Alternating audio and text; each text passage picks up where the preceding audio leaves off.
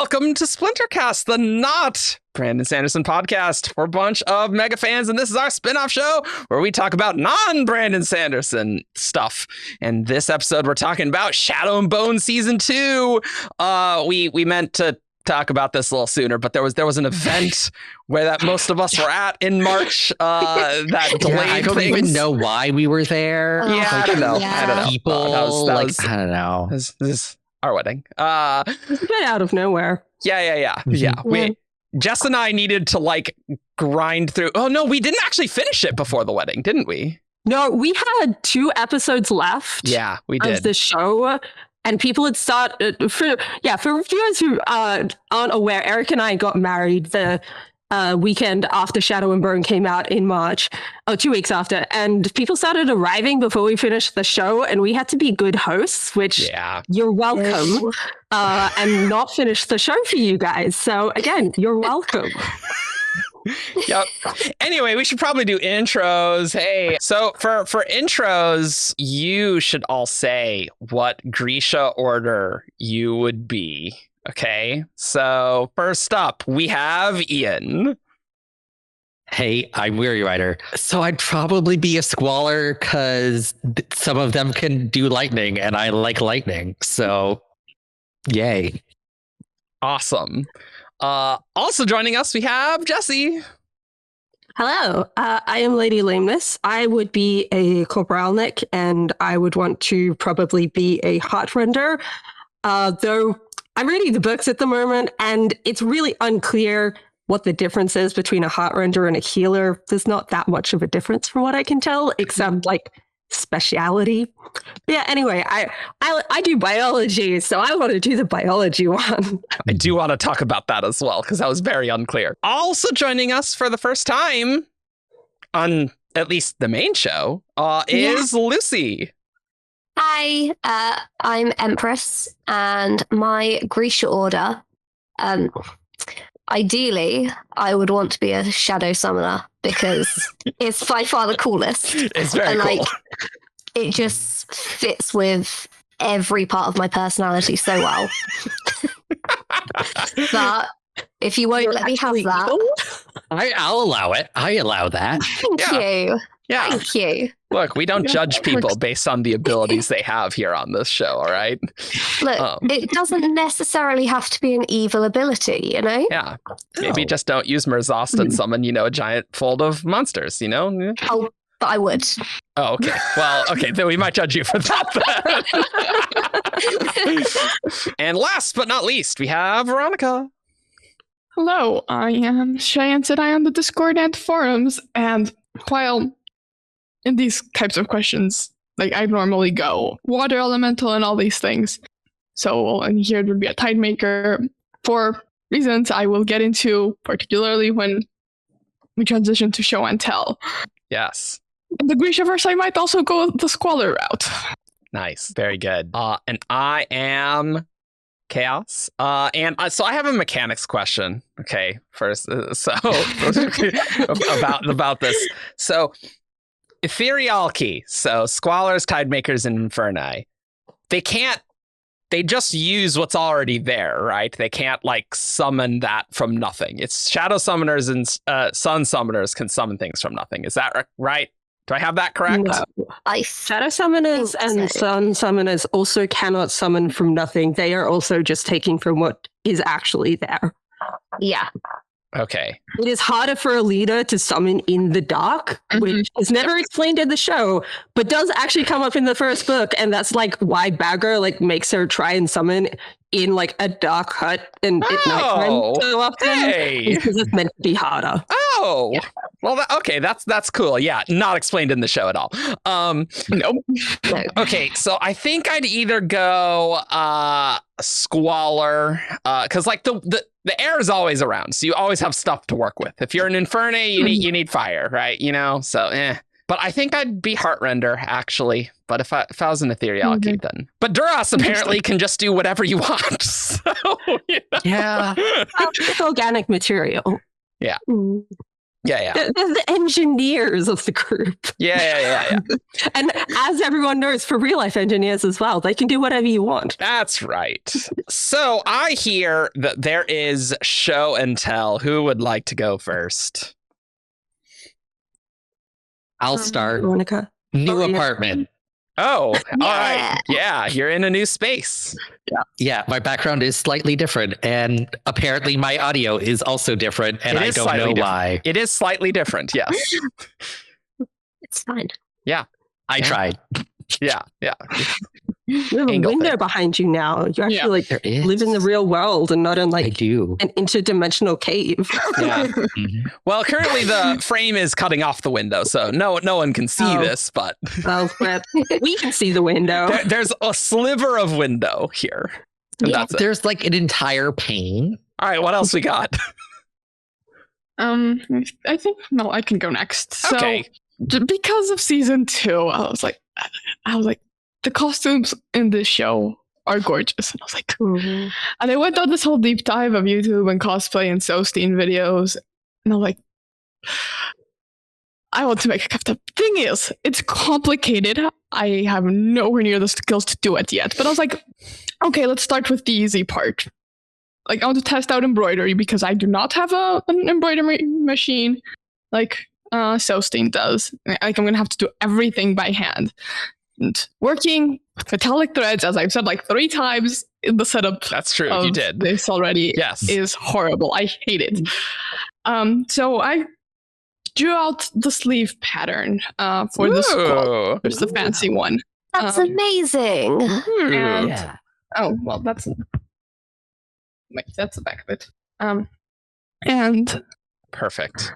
I love when Discord makes it super pixely right during show and tell. That's the best.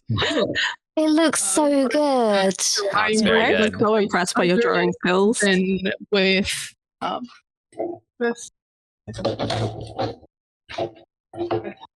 This isn't embroidery thread. This is just like one little thing of like,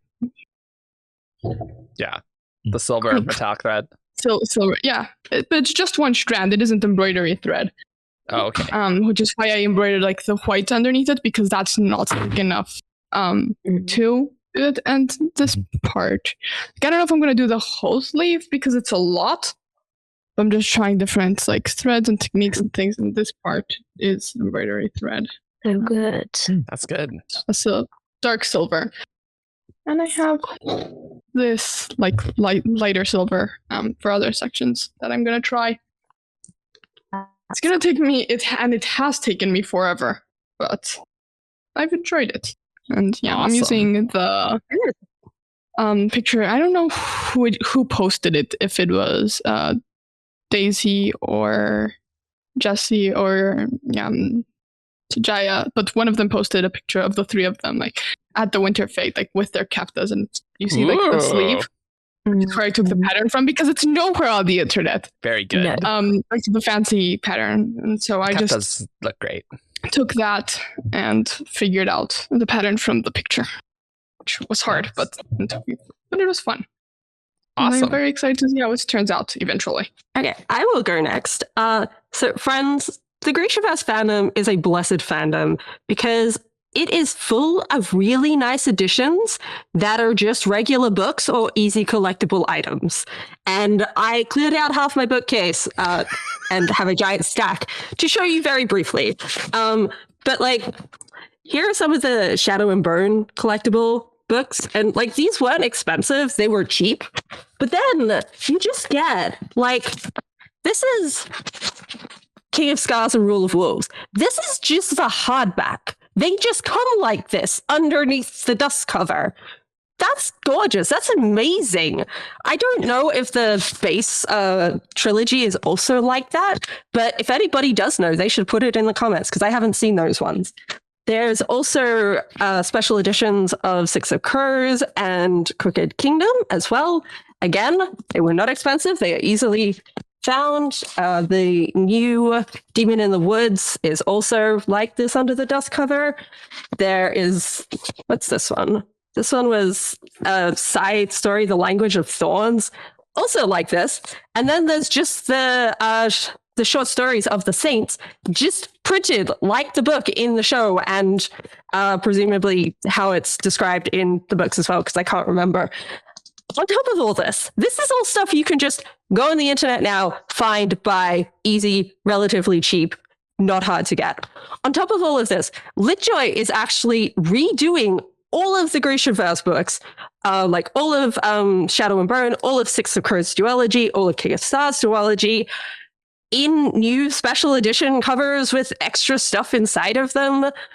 If people are interested, the Six of Crows duology one recently released. It's, as of recording this, it's still available to order.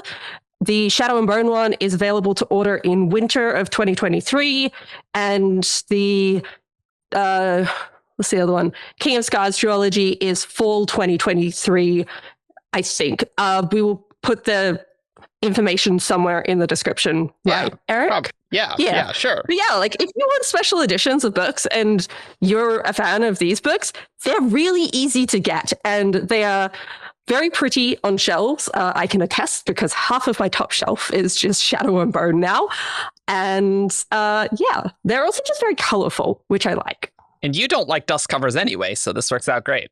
Oh, I love dust covers. So whenever I take off a dust cover and there's something nice underneath it, I know that they have put the effort into putting that there. So why would I put the dust cover on top of it and hide it? Oh, you would love the physical editions of Elise Kova's books. They're all like this too. They are gorgeous. Those are much harder to get though, because she will just most of the time she'll drop the hardcovers only on her Etsy, and you have to pay attention for like which ones she's releasing that month. See, I come from a country where hardcovers are special editions. They're not just like the regular book. So to me, I'm like, yeah, it's a hardcover. It should look special. Why does it look plain? This is your fault. Very good. Okay, so I've now got 2 show and tells. Ooh. So my first one is leading on from Jess's, because I have the base edition of Language of Fawns that came out in the UK. That is gorgeous. And this is easily my favorite, because each story has a personalized border that slowly grows as the story goes on. It changes. Jess is taking notes to get this edition right now. And at the end of each story, it has a beautiful piece of artwork to go along with the story. Holy crap, that's really and pretty. This is just the hardcover that was released in the UK. So like, this is just the base edition, and it's amazing. So damn, It's so good. Like, and then Stormlight's good because it has art, but like that's really pretty. Like that's better, I think. And then my next show and tell, I need to set the scene slightly for you. So we go back to 2020. We're in lockdown. Everything is shut off. Everything is a bit rubbish. 2021 comes in and things start to reopen. And it's announced that Comic-Con will start back in the UK. So me and Jeebus get very excited. We listened to Gideon the Ninth over lockdown, decided that as our first cosplay back, we were going to go as Gideon and Harrow, because of course. And I think Harrow may have come out slightly before then as well. So we've made our Gideon and Harrow costumes. We're set to go to Comic-Con. And then they announce that some characters from Shadow and Bone are going to be appearing at Comic-Con. So we decide that we're going to go and get photos with them. We didn't think this through. We are dressed as Gideon and Harrow. So here is us at Comic-Con with Ben Barnes and Freddie, dressed as Gideon and Harrow. Here is the plexiglass divider. I don't know if you can see, but they were finding this absolutely hilarious, as they should do. And we had the best time. Yeah. That's incredible. Honestly, like Heard that story before, but yeah, it's so great. we were like the third people in queue as well, and everyone else in the queue was wearing their normal everyday clothes. So like they were very shocked to see us, and it was amazing. I will say, having watched many cast interviews and things, and also Jessie, we actually have a bunch more to watch. Actually, yeah, they just seem very wholesome, like all of them, and they seem to genuinely like each other. And yeah, Freddie and Ben look like they're just like, this is hilarious. Yeah, they were so lovely, and like they kept asking questions and like wanting to like look at different parts and stuff, and they were so sweet. But it was hysterical, and it was easily like the best moment. Amazing. Yes. Very good. Yeah. I mean, if I'd known they were there, I would have gone as like someone from Shadow and Bone. Like I would have like made a kefta. Right. But we didn't know they were there until we'd already made our cosplays. So it was a little bit too late at that point. Yeah. For sure. Cool. So let's get on in talking about Shadow and Bone Season 2. We didn't have Splintercast when Shadow and Bone Season 1 came out. But how about we go around and tell the audience what we have read or watched. And what we're going to do is we're going to have show spoilers, a show only spoilers section, and we'll talk about the book stuff just that actually came up. But full book spoilers will be later, so don't stress about that if you haven't read the books and you don't want to be spoiled about book stuff. So, but yeah, so what have you all read or not, Ian? I have watched season 1 of Shadow and Bone twice, and I've watched season 2 once, and I have read some things on the wiki. Perfect. Amazing. Jess. So I've seen season 1 5 times. I've seen season 2 once, but I've watched certain scenes a few times. I have read Six of Crows duology 3 times, and then I moved on to King of Scars and Rule of Wolves, because who needs to read the base books, guys? And I've read those ones, and now I'm reading the Shadow and Bone trilogy, and I'm halfway through Siege and Storm. I need the audience to understand that multiple times when Jess is like, I want to relax, she's like, I'm gonna go in this bathroom over here, take a bath, and she's just watching season 1 Shadow and Bone. Like, this has happened many times. And she's like, yeah, I just started rewatching season 1. And it wasn't even a show that the first time I watched it, I was like, this is my new obsession and I'm going to hyperfixate on it forever. It just slowly happened. And then suddenly it was that. That is my life with Brandon Sanderson. So I know how that feels. Very good. Lucy, what about you? So I read the Shadow and Bone trilogy as it came out. Oh, wow. Okay. Wow. Okay. Unfortunately, because I can't read physical books because I've got like hand things. So I have to read on a Kindle so that I can have it propped up on a stand. Sure. So I didn't buy the physical books, and I'm devastated that I missed out on that. I've got them in paperback instead. Oh. Hey. They're pretty covers, admittedly. Like, they're pretty cool. Yeah. But the paperbacks are good because they've got artwork in them. And they've also got extra epilogue parts in, which is very interesting. I also read the King of Scars and Rule of Wolves when they came out, and I've read the Language of Fawns, and I honestly can't keep track of how many times I've watched season 1 of the TV show, and I've watched season 2 twice. yeah. So, yeah. You said you watched all of season 2 yesterday in preparation for the show. Yes. Lucy was the only one who did preparation. Yeah, she did her homework.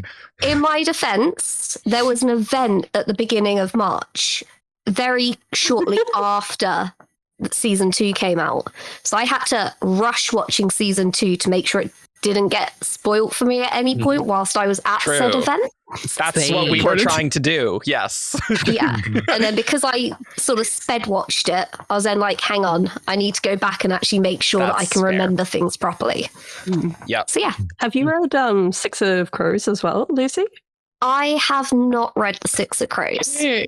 Interesting. Oh, okay. So. I've got the books. I fully intended to read them. But then the TV show got announced and they said that they were mixing Six of Crows stuff in with it. Mhm. And they said that season 1 would be very true to the book. So I was like, ooh, I already know everything that happens in that book because I'm quite obsessed with said book. So I wanted parts of the TV show to still be a bit of a surprise. Oh, sure. So Okay. I kept the Six of Crows stuff as a bit of a surprise. So yeah. And then the TV show didn't even touch on the actual Six of Crows book. No. Don't talk about it. It's like, I'll take the characters, thanks. Yeah, But but it the was characters fun. are That's great. what it's Flashbacks is flashback. The amazing. characters are great. Yeah. Yeah. Verónica. So I watched the show when it came out. The pandemic with my sister and my cousin eventually watched it again. So I've watched season 1 3 times, or 3 or 4. Now I'm losing track. And I hadn't read the books. I was a bit hesitant at first. I was like, well, I don't know. And some people have said that Six of Crows is better than the original trilogy, whatever. And then uni happened, and I haven't, before that, since the beginning of the semester, I hadn't been able to read anything like for me, for pleasure, that wasn't uni. And so many of the things we read are so dense because literature degree, and I'm taking a medieval class this semester, which is so frustrating. I can't imagine why you don't have time to read other things when your degree is all reading things all the time. And it's just Yep. like, yeah, And I don't even manage to finish those things a lot of the times. nice. Yeah, so I'm taking the medieval class and I'm taking a Russian literature class, and both of them are incredibly dense. And so I hadn't been able to read anything for me in the whole semester. And I was like, if I can't read anything for me, I'm going to go crazy. And this was just before spring break, which was just about the time of your wedding. I was like, you know what? The Shadow and Bone books. It's the type of book, from everything I heard, that's light, easy to read, quick, and that I knew I'd probably enjoy because I'd really liked the show. I was like, season 2 is coming out soon. It's a perfect time. I mean, I found them in the library, and so I just loaned out the ebooks, and I sped read through them, like each and day and a half max. Nice. I Hell yeah. procrastinated on all my homework because I was reading. And so You've I read read everything. all of the original read all of the original trilogy, Six of Crows and King of Scars, like Rule of Wolves, like all the novels. I haven't read Lives of Saints or Language of Thorns and Language of Thorns. That's what it is. Language of and the Thorns. Darkling one. Yeah. The Darkling Yeah. one. Yeah, like all the anthologies, I haven't read them. I did read a Darkling story of him as a kid because Yeah, Demon in the Wood. Yeah, it's the new because it was one. included in the editions I had. So Interesting. I like that's what that I've Ben read. Barnes narrates the audiobook of that. That's pretty great. Oh, nice. It's Yeah, pretty good. that. And I watched season 2 twice. Once, on my own. When it came out, I watched a lot of it really quickly. And then with a friend who would watch season 1, I was like, you know, we should watch season 2 together. And they'd already watched it, but yeah. You went through those books so quickly. Yeah, I remember, like, Verónica was messaging me her thoughts during it, and like you were in the trilogy, and then suddenly you're like speeding through, and you're like through Six of Crows and into the like sequel duology. I'm like, oh my god, it's been like a week. But Yeah, it was like a week. maybe Verónica reads as fast as I do, Jess. It's just Verónica actually reads things, as I don't have time to read things. It depends on the style of the book. I can get through like things like pretty quickly. I read through Jeff Wheeler's newest book and Elise Kova's newest book like each in a day. Yeah. Like this week. But for example, Wheel of Time or like Black Company, like Takes denser longer. things, it takes a lot longer. Sure. Cool. Because there's so much. Yeah. For me, I haven't read anything of it. I've watched season 1 a few times, and watched season 2 once. And Jess tells me the spoilers when I ask her if I want to know a thing. It's good enough. Yeah, I mean, I don't care most of the time. But Six of Crows, when I get time to read a book, I think Six of Crows is going to be the next book, because I think if anyone is like, wow, what's happening at the end of season 2, it's like, well, I guess you read Six of Crows, because it's right there. So that's good. I reread the final third of the book, which is like the big part of it for those who have read it, and just like, such a good book, like such a good ending. Just loves that duology, so it's so well put together, and like there was some genuine surprises that I was not expecting. Like it was just such a fun ride, and so I was so emotionally attached to the characters by the end. Nice. What did you all think of season 1? Clearly, we've watched it multiple times, but maybe quickly talk about our season 1 thoughts, and then we'll talk about our broad season 2 thoughts. So I love season 1. It has everything that I can remember from Shadow and Bone in it. And it felt like such a good adaptation of the book, because I felt like it had so much of the book in it. And like, I didn't feel like they really deviated from the book very much. So I loved it. Bearing in mind, I haven't read the Crows books. So like, I don't know any of the Crow stuff, but I love the Crow stuff. It was great. Crow stuff was good. Yeah. The first time I watched the show, I didn't mind the Shadow and Bone plot with Alina, but I was kind of bored by it. And then I love everything with the Crows, and when they started crossing over, it was like peak television. And then every time I've watched the season since then, I've just fallen more and more in love with the Shadow and Bone plot as well as the Crows plot, because I think that just Jessie May-Lee, the actress who plays Elite, sells that role so well, and she's just so charismatic in it, and I just want to like her and want to watch her. And same with Ben Barnes being the Darkling. So I like it a lot more now than the first time I watched it, where it was much more, I like half of this, and then the other half I don't care that much about. For me, everyone on this show is ridiculously attractive. Yes. Which is There's nice. that. Yeah. And like, they have great characters. But also, I feel like I've talked about this on some podcast at some point. I like sad boy characters.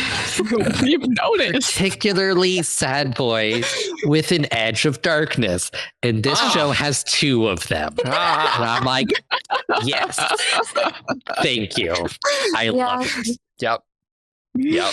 I was really surprised by it the first time around. Again, I hadn't read the books, and I'd always had this impression of, like, I wasn't sure if I was gonna enjoy the books, and so I'd always held off. I didn't know much of the fandom, just like this perception that was totally wrong once I read them, but I guess stereotypes and things. But I watched the show and I really, really liked it. Fell harder for the Crows, but I still really liked the Shadow and Bone plot line. Again, the characters, they are like really layered, particularly the Crows, and I really, really like that. And I didn't come back to it until just before season 2, well, actually, no, I rewatched it once in quick succession, just with people to show other people the show. But after that, I didn't come back to it until like shortly before season 2, and I had forgotten how much I'd enjoyed it. Just so fun and really good surprises, and the actors are all really good. Yeah, I totally agree. The character work is excellent. Season 1, I remember in the first episode, it's like, oh, we're going between 2 places, like being a little confused there. But once you get into it, like, honestly, it's actually a really good first episode, all things considered. But it's just like, oh, we're moving back and forth. I'm just a little Like, confusing. I remember your comments of like, there was a lot of characters and a lot going on. Yeah, but I mean, I like that personally. And there is some timeline weirdness. Yes, in the first episode. Yeah, there is, because that on a rewatch, I was like, oh, okay, I see what they're doing. But the Alina Mal stuff is very YA, and my understanding is the original trilogy is very YA. It is. And like that part's fine. Like the Jessie Meili, great. And Archie, he's there. He does fine. I don't love Mal. Yeah. He's fine. No. But like the crows, amazing. When they intersect, amazing. And amazing last episode of season 1. Mm-hmm. So it's very much a good, fun show where you can just enjoy it. Mm-hmm. Now, season 2. I don't know if you would agree with the statement. Season 1 was a lot lighter, whereas this one was not that. Like it still felt consistent, but we were really delving more into a lot of the darkness, like especially with like Kaz. Like those first 4 episodes, I thought were incredible. The first 4 episodes of season 2, especially when we like get to the Darkling attacking that hideout and just totally murdering the royal family. Like, excellent, that's good. I don't want to deal with them. That worked out great. But just like the crow stuff was so good, and the fight scenes were incredible there. Like, just I wouldn't say season 1 had like amazing fight scenes. Like, I wouldn't say that was the case. Whereas in season 2, like, I was like, oh, that was really good, actually. Like the cinematography and stuff. So I think the latter half of the season was less good. It's still good, but markedly less good. How about that? Thoughts? I agree with your thoughts on the second half of season 2, where like I had a lot of fun watching it. Plot wise, it was a various like, these are interesting choices you're making here. We'll go in detail. Yeah. As a book reader, I hated it. As someone that can watch it as its own thing and not compare it to the books, I thought it was great. Interesting. But it's so... Because, again, going into it, I was like, first season, book, perfect, great. I didn't realize second season they had condensed like 3 books into 1 season. Yeah. So the second that I realized that, I was like, oh, like, you've pretty much missed all of the second book, and you've missed so much of the good stuff in the third book. And the stuff that you settled for just isn't as good as what it could have been. But then I enjoyed watching it. Like, I still thought it was a great, like, fantasy TV show to watch. So, yeah. So again, for listeners, we're going to talk about the book stuff that happened in the show, but we will have a section later where we talk about everything if you don't want spoilers for that. So I had very similar thoughts for season 2 as I did season 1. Watching the stuff with Alina's crew was fine, but I was kind of bored through a lot of it. And it was mostly the characterization and personalities of the actors that pulled me through. Whereas the stuff with the crows, I was a lot more invested in. And I was actually very interested in how they did some of the Crows stuff, because it is taken from one of the 6 of Crows duology books, but they did change around a lot of things to do it. But I really liked how they did that. And I thought it was a really good example of how an adaptation can still hit the spirit of a storyline without having to do it exactly the same. However, the second half of the season with the crows felt like padding time. And I, even though I love seeing them on screen and I will watch them forever, I could not drop this feeling that it's like, oh, we just have to have you do something so you can turn up at the end, but we don't have anything in the main plot for you to do. Yeah, it's like it was a little like they were going for like an Avengers moment where like the crows show up like during the final battle. I'm just like, but like, would they really? Like, why? I have some issues with that episode I didn't 7. mind. It was kind of everything before that. It's just the whole Shuhan plot. journey, and it's like, what are you achieving here? Mhm. Fun character moments for the crows, admittedly. Like that was fun for sure. But it It's did just feel like disconnected. season 1, they, like, if you think about how the crows plot actually went, like they go to do a job, nothing goes right, and then they have to go back, and like they've achieved nothing throughout the whole season. But it still felt like it was an actual plot line, whereas this just felt like we're going to put you on a shelf and then we're going to take you back off the shelf because we need you now. So I was taken a bit back by the description at first, but the more I thought about it, like, the more I kind of agree. The more, like, I really liked this show as a case of adaptation, right?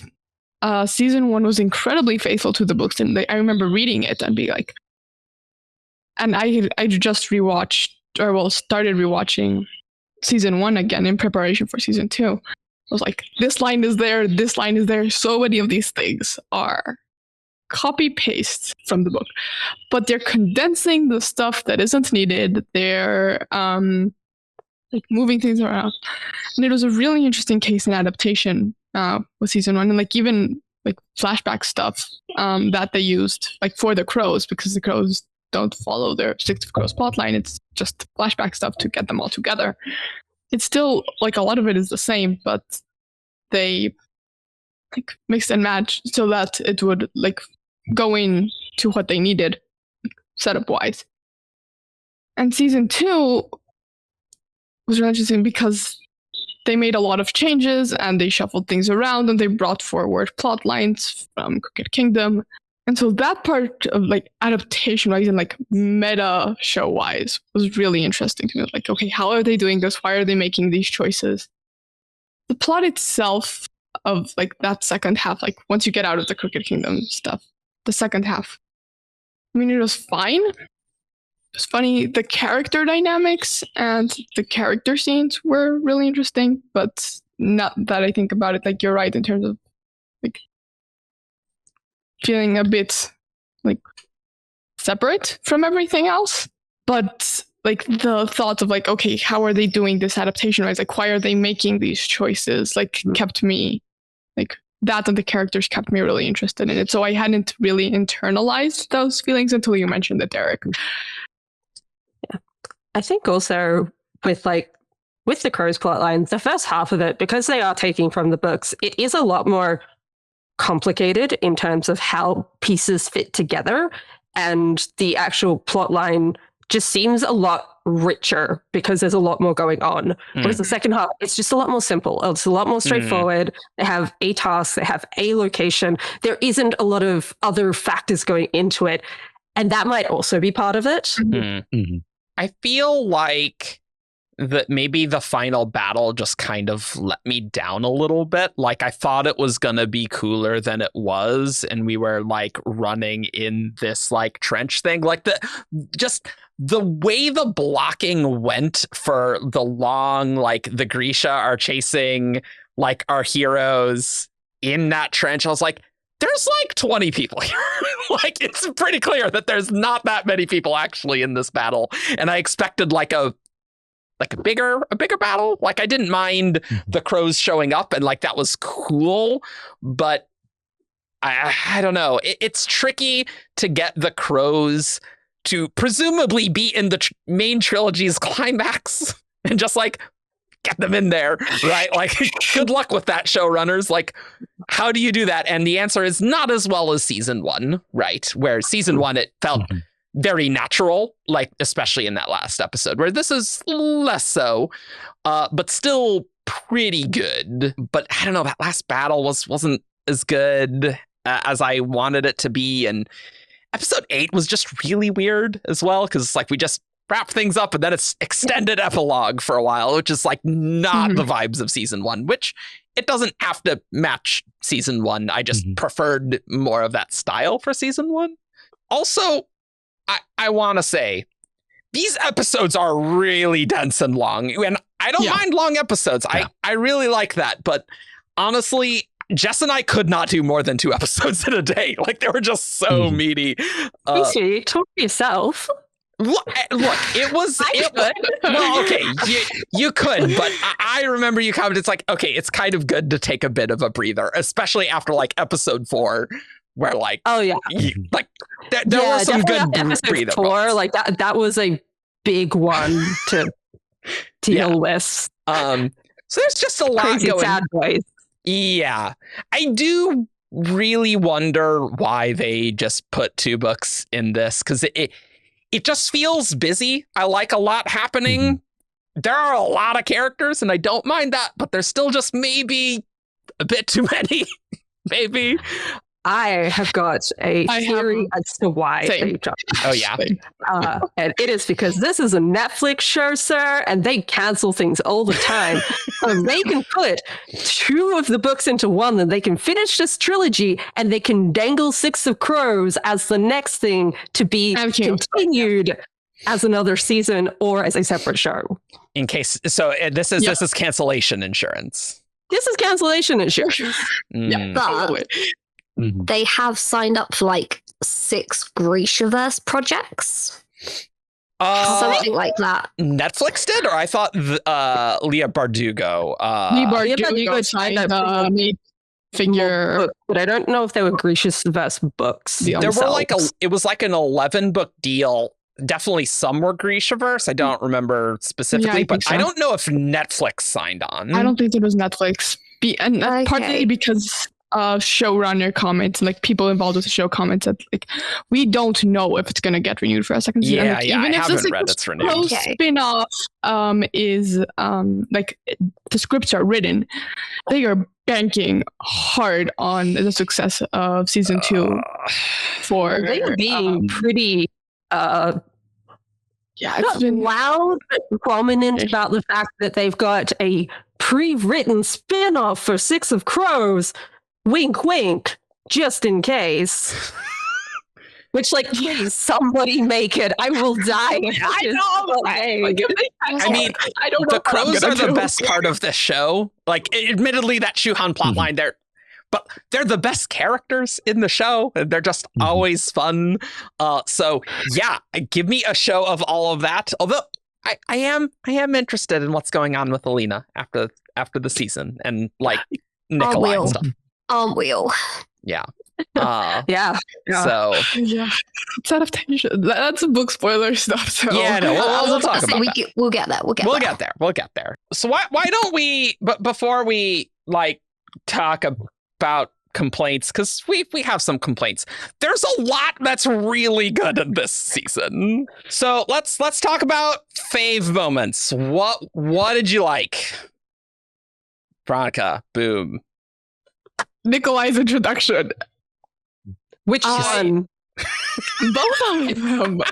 See, I love Nikolai as a character. He falls into one of my absolute favorite character archetypes. So I knew I was always gonna like him. Like even before starting Siege and Storm, like I had this vague idea about his character, and I was like, "There's a very high chance I'm gonna like this guy." And just both of the introductions were so perfect. Like as Sturmhond, it's just iconic, and the framing and the drama, and then when he gets to know everybody and all this, and then when he reintroduces himself as Nikolai, it was so perfect. But that slap, everything was incredible. I loved it. So, I wasn't actually too impressed with his entrance. Ooh. Right. Interesting. So I absolutely love the actor that plays him, his cockiness, his whole personality was great. But I remember him being like the hottest guy in the book. Like when I was reading it, I was like, yep, him. And then I saw the actor and they did what they did with Mal, where he just wasn't as attractive as I needed him to be. Oh, so that's so interesting because I found him incredibly attractive. Right. Yeah. Oh, he is incredibly attractive. So to the point that I dragged out my copy of the book because in the back, it has character arc of him. Oh, to see. So that is what he looks like in the book. And then I realized that facially, the actor that plays him looks just like that picture. It's the hair. He needed like swooshier hair for me. He needed pretty boy hair. He did. Yeah. And then, as I said, Mal just is not attractive. And it upsets me because in the book, he's so attractive that literally every female is like throwing themselves at him. And then he's the least attractive person on the cast. That's me. Starting the first book and like the opening scene with Mal being like everyone's crush and he's just like this charming, happy-go-lucky person. I'm like, who is this character? This does not sound like the Malaretsa that I have watched in the show. Mal in the show has by far the most punchable face just on the show. Like by far. And like, to be fair, in season 1's credit, that's how it opens. He's in a fight getting punched. So works out. But so my favorite moments, the first half of the season with like the Kaz stuff, oh my God, was done so well. Like Kaz's backstory was taken out so well from the books and put in the show. The same with the plague plot. Like it was done differently in the show, but I still really, really liked how they incorporated it. I was so excited for all of that to happen. And there was scenes, like certain scenes that happened within Kaz's backstory, but also between Kaz and Inej that were taken almost word from word from the books. And they were just so faithful. And I feel like this might be how you felt with season 1, Lucy, where like things were just exactly as you remembered them. And it was to the point where, because I was rereading Six Occurs the other day, I reread one of those scenes and then I just had to go watch it. And like the wording was exactly the same. Seeing somebody act out the scene that had been in my head and it was perfect to what I wanted it to be was just incredible. So like there was just so much character work that happened and I loved it so very much. Yeah, that was season 1 for me. Like there was so much there that I was like, yes, this is exactly what I want an adaptation to be, because normally when a fantasy book gets adapted, they cut so much of the fantasy stuff to appeal to a wider audience. So when I saw that like they hadn't really done that with season 1, I was so happy. And then they cut so much for season 2. And season 2. Like it does feel like the showrunners for this show are also just fans of the books. And they know what is important in the books and like which scenes and what parts of the books book fans want to see, and they're trying to incorporate those into the show, but they definitely did kind of drop the ball a bit by shoving 2 books together, shoving 2.5 books together. That's right. Carnage Kingdom, The Pekka Rollins Kaz Brecker confrontation. Oh my God, what an incredible scene. Amazing. Just and like for a second I just wasn't sure if Nina betrayed Kaz, but I was like, no, she wouldn't. But like just that entire thing, just 10 out of 10. Incredible. Just Kaz being, just the lighting on Kaz was just so good. He looked so vicious, and you're just so happy for Pekka to just get totally destroyed. I'm like, hell yeah, Kaz. I also saw some comments online, which I thought were great pieces of analysis about how the show was really good at not having Kaz's wounds just disappear like from episode to episode. Like they were clearly getting better and time was passing, but they didn't just disappear in the same way that things do in other shows. And that is so faithful to Kaz as a character, but it's also just good storytelling. Continuity, we have it. Kind of. Sometimes. For me, for like favorite things, pretty much anything with Kaz involved. I love him. I really liked the scene where Bagra dies, and my God.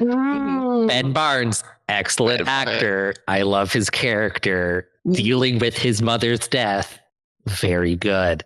And then Nina Zedek. I love Nina. her. She has some of the best lines in the show. Like they're like at the breakfast place and like they're trying to plan, and like she just comes in and like has solved the issue. And then it's like when like she's dealing with Inej's tattoo, I think. And while Inej and Jesper are having a conversation and they're like, why does he do this? And she's like, well, it's obviously because he's in love with you. And they both look at her. It's like, oh, was I not supposed to say that out loud as if it's not the most obvious thing ever? I'm like, thank you. Yeah. I love it.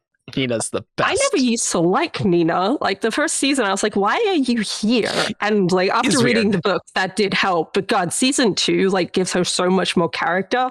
We'll say poor Matthias, like totally getting the short end of every stick. Maybe next season he'll have something to do. Seriously. Yeah, I love Book Matthias. Again, a really fun character trope I enjoy. I am so sad for him in the show because he never gets anything. He always gets the short end of the stick. And I'm like, please let Callahan act with everyone else. The wolf scene was really cool, but just please let him act with everyone else. I hope. I think we were gonna get him out of prison, but we just didn't this season. So okay, but like I know, I know. Watch it find out. I know. But with how they've set it up, it makes they set it up. It's happening if we get another season. But Danielle as Nina, I'm like, I think that's new celeb crush right there because she is so like she's just as funny in the cast interviews. Like she's just so fun all the time, and her delivery just sassing the crows just constantly. I'm like, oh my God, you're my favorite, and that makes the season 1 Nina Matthias stuff just. I'm like, I'm so glad, and just even that start where like. Nina Zedek, they're just so surprised. So good. Because they tried to hire her in season 1. Yeah. Love it. So I absolutely love the moment where Genya has gone back to like the good side and like her face is all scarred up and like she's trying to keep it from David because she obviously doesn't want him to see. And he, like the way that he's like, look, I don't like you for your looks. I like you for everything else. Like, it doesn't matter to me. Like, it just gets me. Like, it's just such a sweet moment. And, like, I like that they didn't downplay, like, any of her storylines in this. Like, she still has these massive scars across her face. And she's still so, like, worried. Like, I really like how they like styled her where like she's got her hair over her face, like just trying to hide everything away. And then after that conversation with David, she starts putting her hair back again and she starts sort of like just not trying to hide herself. And I really like that.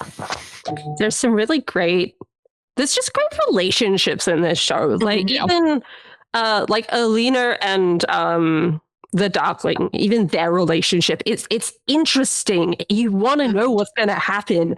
Yeah, I kind of want them to get together as well. But, yeah, it was really, really hot together. Yeah, there's so many good relationships.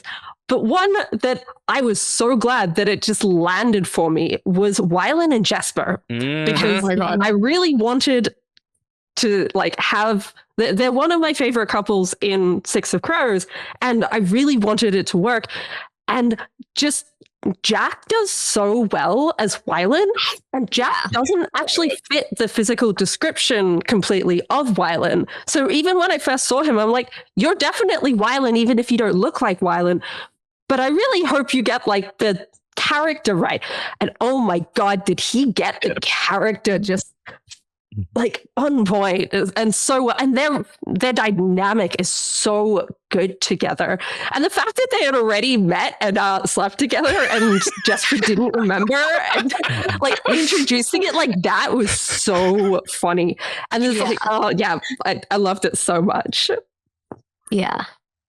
The casting is the best part of both of these seasons of the show. Yep. Just nailing it. Even season 1, they changed Alina to be half Shu, right? That's a change from the books. I didn't think it was. It is. Yeah, it is. She's never actually described as Shu in the books. I thought She's just she from was. Crimson. But she's just from the orphanage at Crimson. That's all that But I think Crimson's in Ravka. It is. Yeah. It is in Ravka. Yeah. Yeah. But I have read things that she is not Shu in the books. okay, cool.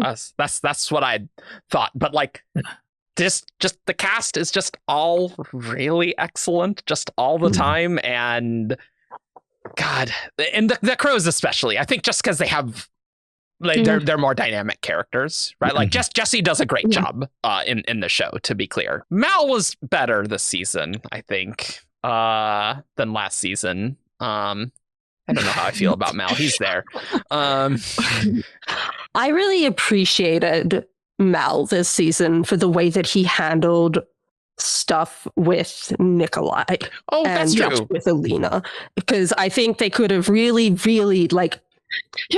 driven down into the YA trope of jealousy and love triangles, and I think they did really well with handling that. And this is a really good example of what a love triangle in a story can be.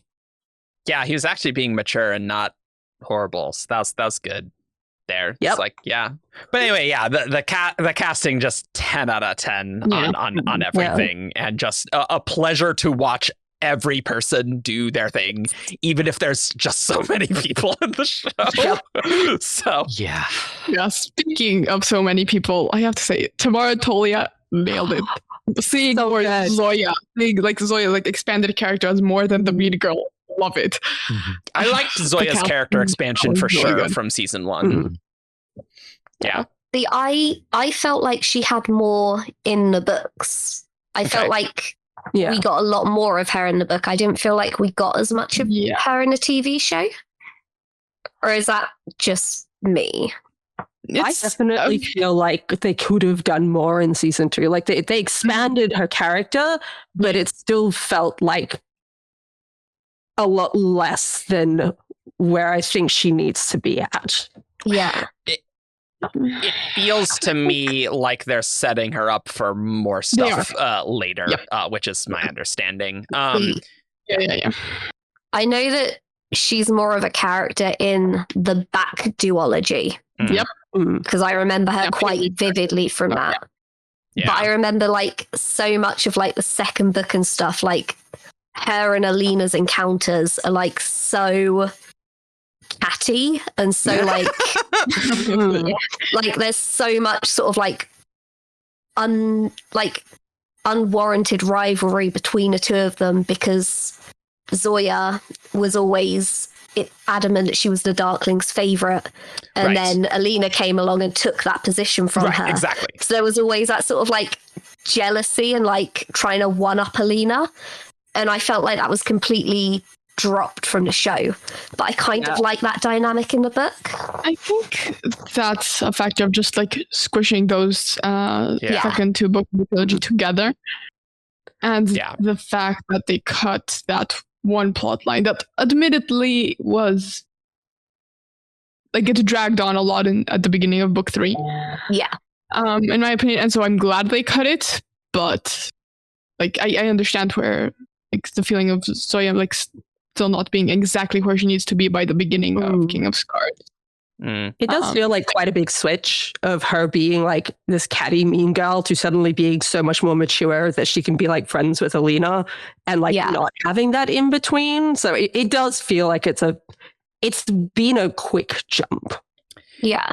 Somehow it actually worked for me from the dramatic end of season 1. For me, like she'd been through a lot. So that actually did work for me. I didn't mind, but yeah, I'm sure it's expanded on in the books. But something I wanted to bring up. I know Verónica mentioned before the costumes in the show, and something that I noticed multiple times is Jesper wears a kilt multiple times and like wears like a proper kilt. So I am just really pleased and like glad that they felt they could include that, which I feel like 5-10 years ago people would never even think to do. So I just wanted to throw that out there in case people haven't noticed.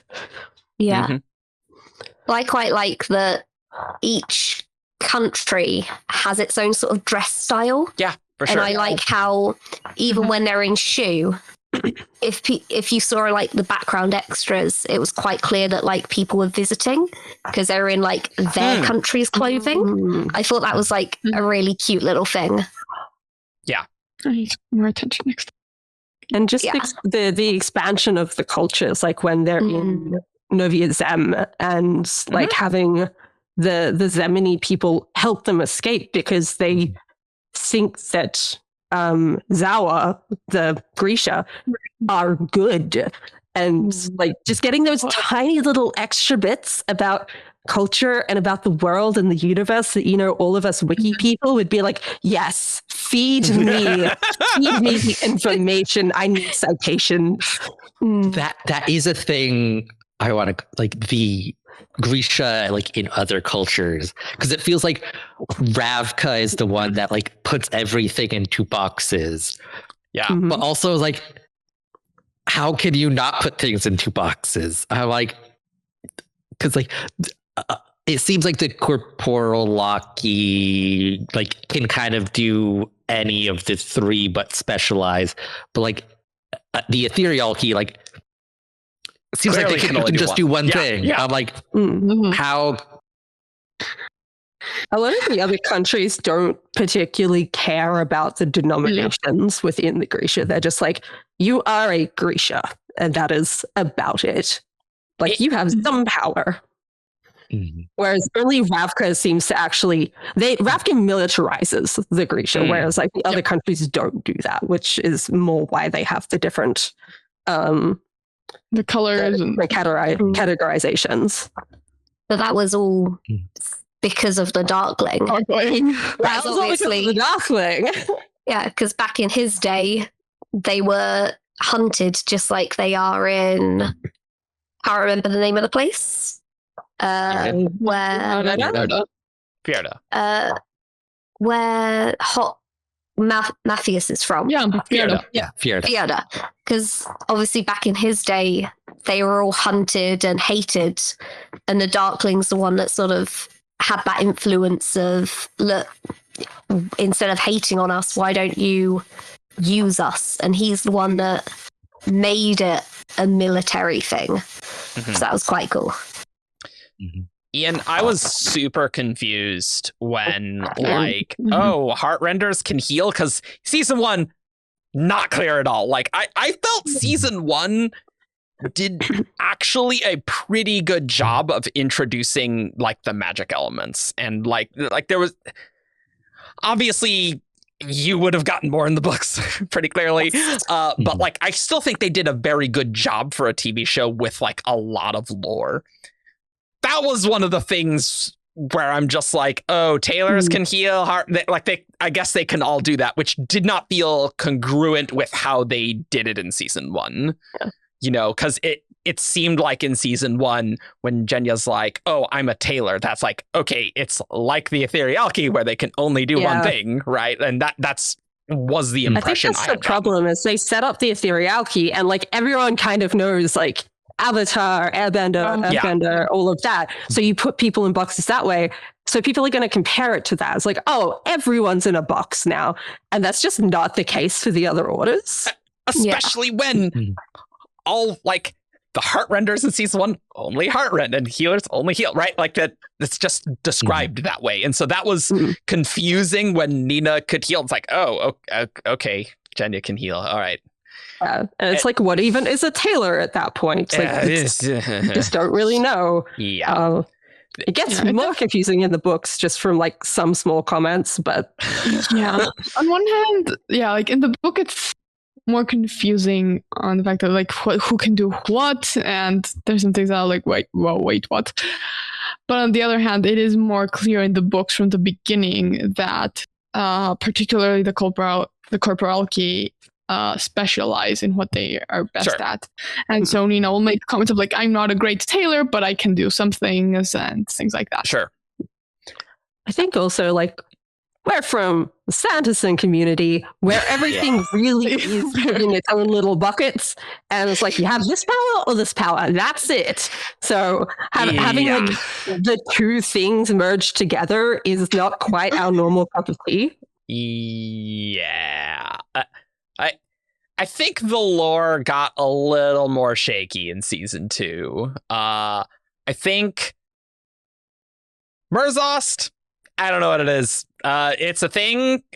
The show explains basically nothing. It's Murzost. You can do it to do things, and it has a price. That's it.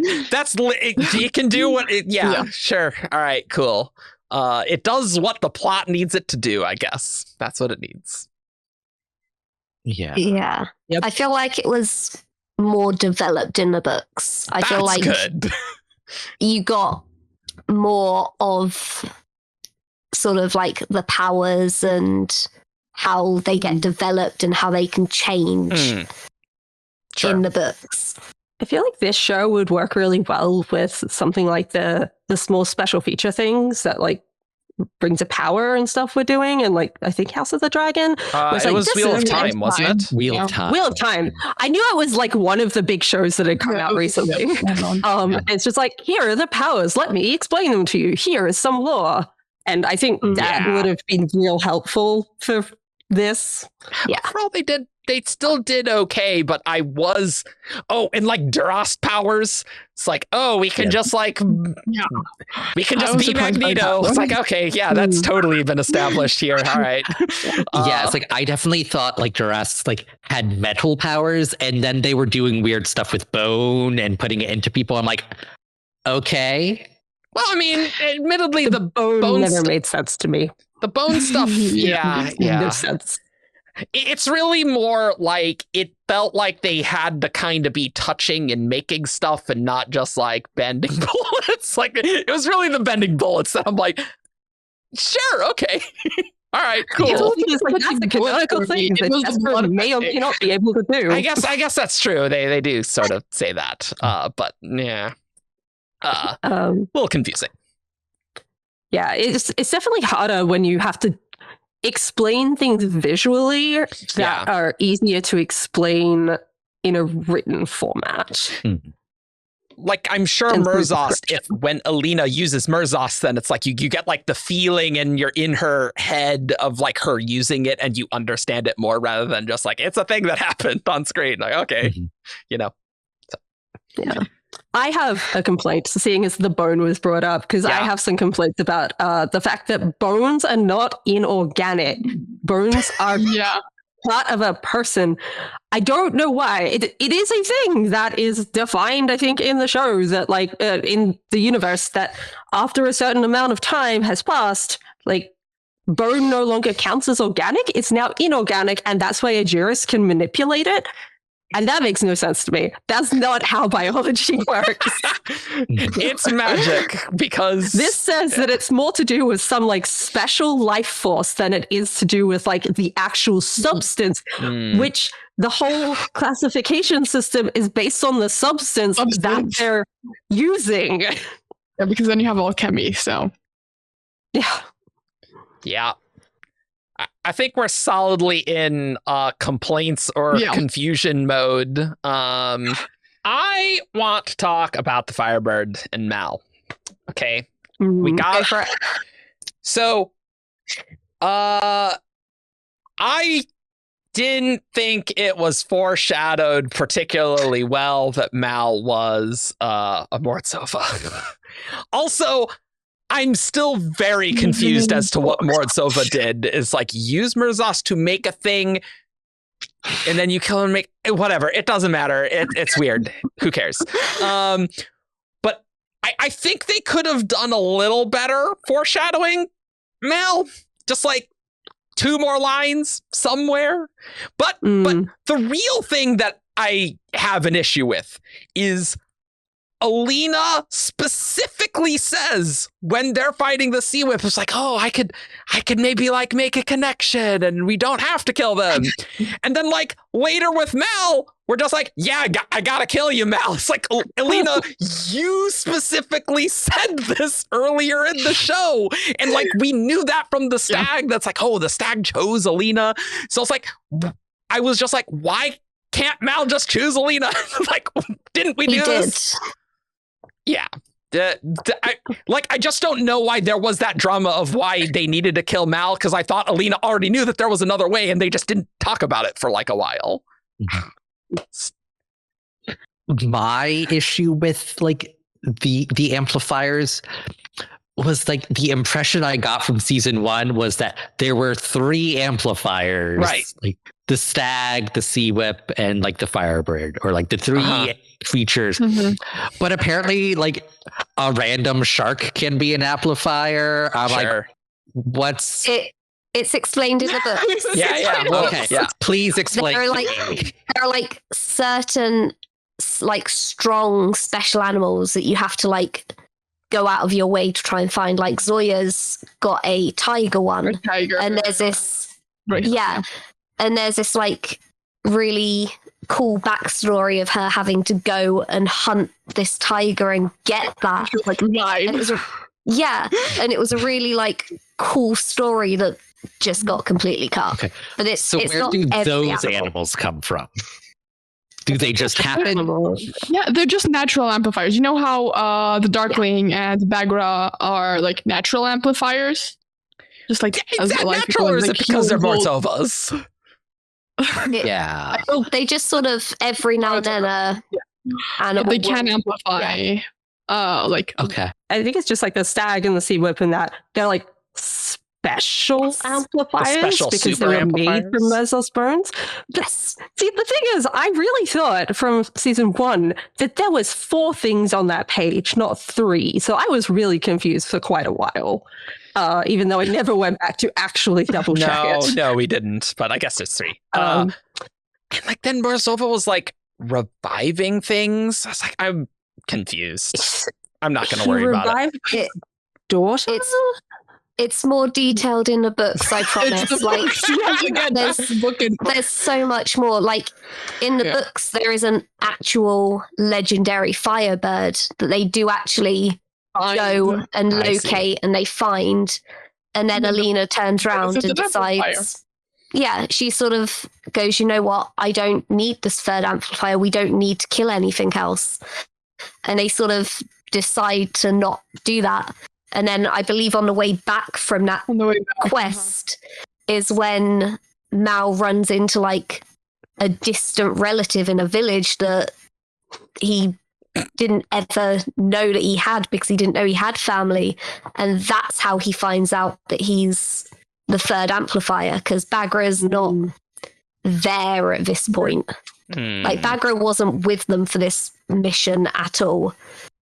Sure. I don't know if I can go into let's part look. of it. Wait, I think there's just a few more complaints, and then we'll get to full book spoilers. We're edging on that. Yes. I know from I was surprised reading the first book and really the start of the second one, just how much they very obviously throw it in your face that Mal is very special and can find things really easily. And guys, did you know that Mal could just find stuff? And okay, we're just gonna get Mal to navigate on the seas, which he's never done before, but he'll just find the thing that you're looking for. It's like just so obvious and like constantly brought up. So I wonder if the show was like, wow, that was way too obvious. Let's try and tone it down a bit. And they toned it down way too far. Too much. Yeah, definitely. I also, my biggest complaint is because they've condensed so much, they've missed so much out. Like, they missed out the whole of the Saint Alina storyline, where she actually becomes the saint, and like her power develops and she gets really strong without the need of amplifiers and stuff, just from becoming more powerful in herself. And there's something really cool that happens as part of that again I can't go into at the moment, but like I was really upset that didn't happen in the TV show, because I felt like that was like her big defining sainthood thing. Come back to me when we're talking books. Just I have two more things. I don't know if anyone else has show only things. The taxidermist was weird. I don't know what they were going for there, other than Inej needs someone to fight. That seems like that's what they were going for. They tried to repurpose something from the books, but it needed more context to work. It didn't work as well. And honestly, it wasn't good in the books anyway. They should have just had like a random person. Like, why did they have to try and make it a person instead of just random assassin? That would have worked just as well. Yeah, that didn't work for me. Also, why did Sturmhond try and hire the crows in season 1? I think I actually know why, but they really could have just had a single line. But it was very unclear in season 2. They're just like, oh, I'm the guy who hired this. But it's like, but you're the Prince of Ravka. Why would you do this? And I think the only thing that makes sense is Nikolai just wanted to get Alina away from the Darkling. Yeah. But that just have a line. One line would have solved that. And other than just like mystery. Like, irritating. Anyway. I had one more. Go for it. Which is more like a general confusion than anything. Like, we have 3 out of the 4 main elemental types. Why don't we have the 4th one? Where are the earthbenders? Why are they not in the story? In the TV show, I think you'll find that the Darkling at one point became an earthbender, where he just like snaps and that whole village just goes into the ground. So like, I mean, he did like the cut and just like long distance stuff. Like I guess I can see like if like Duras are supposed to like be like non-organic material stuff that like they're like the Bender analog, but like it's not the same. Not the same. No. Okay. Lame. Okay, so we're getting we've been edging very close to like book things. So all right, from now on we're gonna talk about all book things. So if you don't want to be spoiled by all book things, I think people need to compare and contrast things from the book that aren't in there and stuff. So that's what we're gonna do. And unfortunately, we can't like restrict it to just like one part of the series. So because they're picking and choosing. Universe. So full book spoilers. Now, yay! Lucy, I think, do you want to, I think Lucy, you need to talk for like 10 minutes about everything, at least. I'm gonna preface this by saying that I read the books like 5 years ago. So as I read like a book a week, things get a bit fuzzy. That's fair. So if I say something and you're like, mate, what are you even talking about? Please feel free to like comment. Nice. Right. Where was my giant worm? Cool. So I remember. What? So I remember in the books the creepy priest guy who we didn't really get in the TV show. Yeah, the apparatus. Because there was like a big thing about like Alina not trusting the priest that was like the hand of the king. I thought that was going to be a big deal, and it wasn't. Yeah. And at one point... We cut that entire plot. Yeah, we cut it. Massively. So she obviously doesn't trust this creepy priest dude. And at one point, he like... that during one of the attacks, because there's a lot more attacks than just like the 2 they showed in a TV show. And he convinces her to like go into a secret passageway with him. And like it leads down to like this big tunnel system. And like there's like shrines down there. And like there's people that like worship her, that like follow her. She ends up with like a massive group of like 20 followers that are constantly following her around from this point onwards and like obsessing over her. And this tunnel system's like really amazing and cool. And they're like, wonder how this got here. And then like this giant worm chases them and like they have to escape from this giant worm. It's like the best like thing that they cut. I was expecting the giant worm. I didn't get the giant worm. Book 2 or 3? I can see why you're upset. Thank you. I genuinely don't know. All the books like blur into one for me. Fair.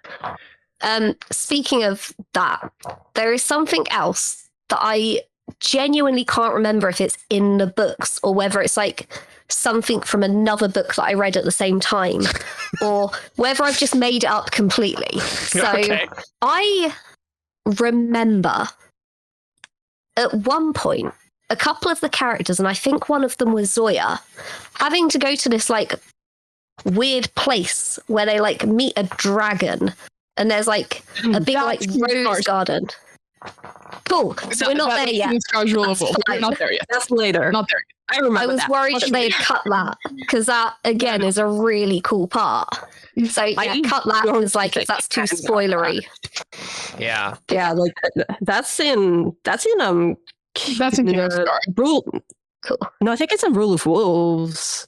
I think it's even later than that. Yeah. He does the apprenticeship with the dragon. Yeah. Yes. Then more amazing things happen. Yes. I remember the end of that book because I was like horrified and loved it.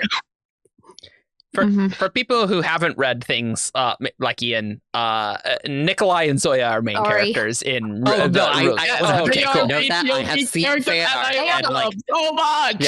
Yeah. I have absorbed that through osmosis. Okay, cool. I'm aware. For listeners who don't know who like spoilers, there you go. Before I read those books. So yeah. I also know random things from reading the wiki before I should. Perfect. Like I knew Mal was the Firebird like very early on because I'm like, I needed to look something up. And I'm like, oh, Mal is a Borzova. Interesting. Yeah, interesting. Well, it's like, no, I think I went on to like the Darklings wiki page and it under bulleted it listed Val. I'm like, interesting. I'm gonna click that. Why is that the case? Oh, wikis. Look, that's just what happens when you wiki stuff and you haven't read the books. That's what happens. Yeah. And you gotta Look, I knew go what on I was wiki. getting into. Yeah. If you go on the wiki and you haven't read things, and like that's your choice. Yep. Can't get angry at people for making that choice. I will say, Lucy, they clearly set up the apparatus at the end of season 1, and that just didn't happen until the end, which and so that annoyed me. So yeah, I can kind of see how they I think they wanted to set up the apparatus at the end of season 1 and then be like, psych, we'll bring him in at the end of season 2, and then he'll be the main villain because he's the main villain later. And it's just you kind of forget about him. Like if you don't know him, it's like, who are you again? I didn't forget. I was like, why aren't you here in this season? It's because you put 2 books together. They put that entire plot line, which okay, in my opinion, in the books like that. So book 2, Siege and Storm, ends on a huge confrontation between the Darkling and Alina, and that's when the Marisol thing happens, not later.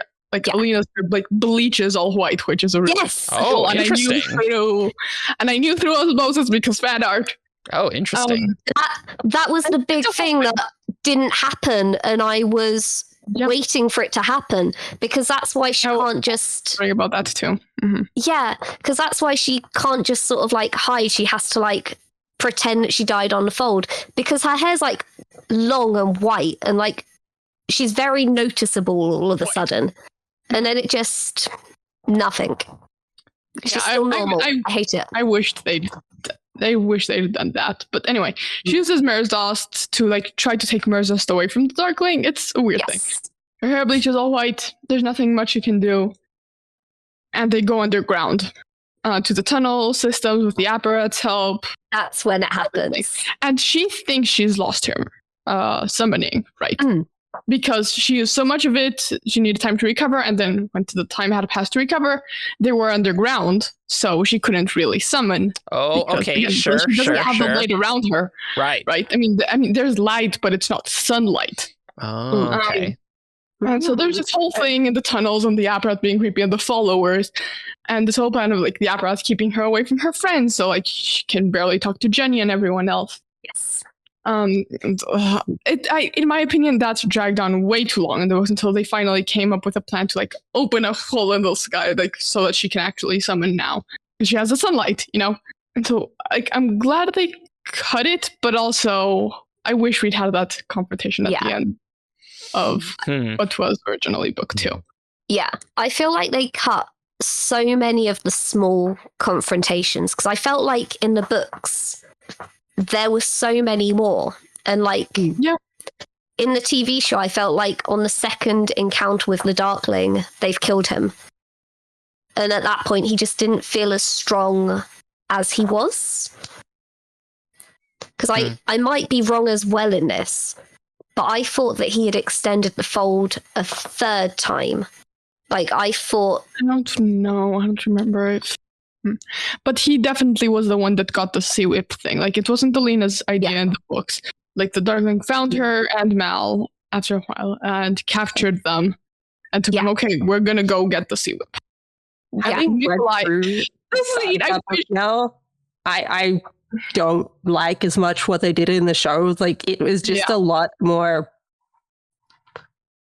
I don't know. Like, I didn't enjoy it as much. Like, it was so much cooler when it was like, oh, you've been captured, because of course you were captured. You were really obvious with how you were getting around, and now we're gonna go do something. And then there's a giant battle, and like, I know when the sea whip, I remember people talking about how the sea whip was kind of underwhelming in the show, and then how other people were saying, oh, it's underwhelming in the books as well. And really, it's like, like the capturing of the sea whip is underwhelming in the books, but there's a giant battle happening at the same time. So the actual scene is still super cool, and it was so much better. And like, I wish that hadn't been cut. A lot of the like in between where they're just like kind of traveling, though, I'm like, I'm kind of glad they didn't include all of that. Yeah, that's fair, I think. So and all the time in the palace, like that was. Like, I get why they cut that, because just a lot of politicking and meetings and things, and in a show that's not going to work as well. No. But that's battle in the books. Like, so the Darkling captures Elaine and Mal, right? And he's like, Mal, you have a week to find the sea whip because of your special abilities. You're not again special. Remember that. Don't forget, guys. He's special. Yeah, I'm not going to let the two of you be near each other until Mal finds the sea whip. Otherwise, I'm going to kill you both. And so Mal finds the sea whip, and like on the crew, like he has like the green, and like Sturmhond and Tamara and Tolia are on the Darkling's crew. The Darkling has no idea who they are, and a bunch of other people. But it's like, I like chartered or rented or however you want to call it this book from Sturmhond. He's gonna help me. Blah blah blah. Sea whip happens, and then suddenly. Sturmhond and Tamar and Tolia and all the other Grecian, like all the other people from Sturmhond's crew, turn on the Darkling and his Grisha. Like, Sturmhond, like actual ships. I have no idea how to pronounce that.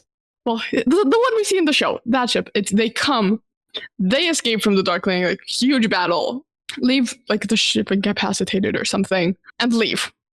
And so it's much like more dynamic. It's cooler. Yeah. That's a lot better. It is kind of like a grab and go with the sea whip. Like, there's nothing really happening there. But the rest of it's so much cooler. Another complaint I had is Bagra. So in the books,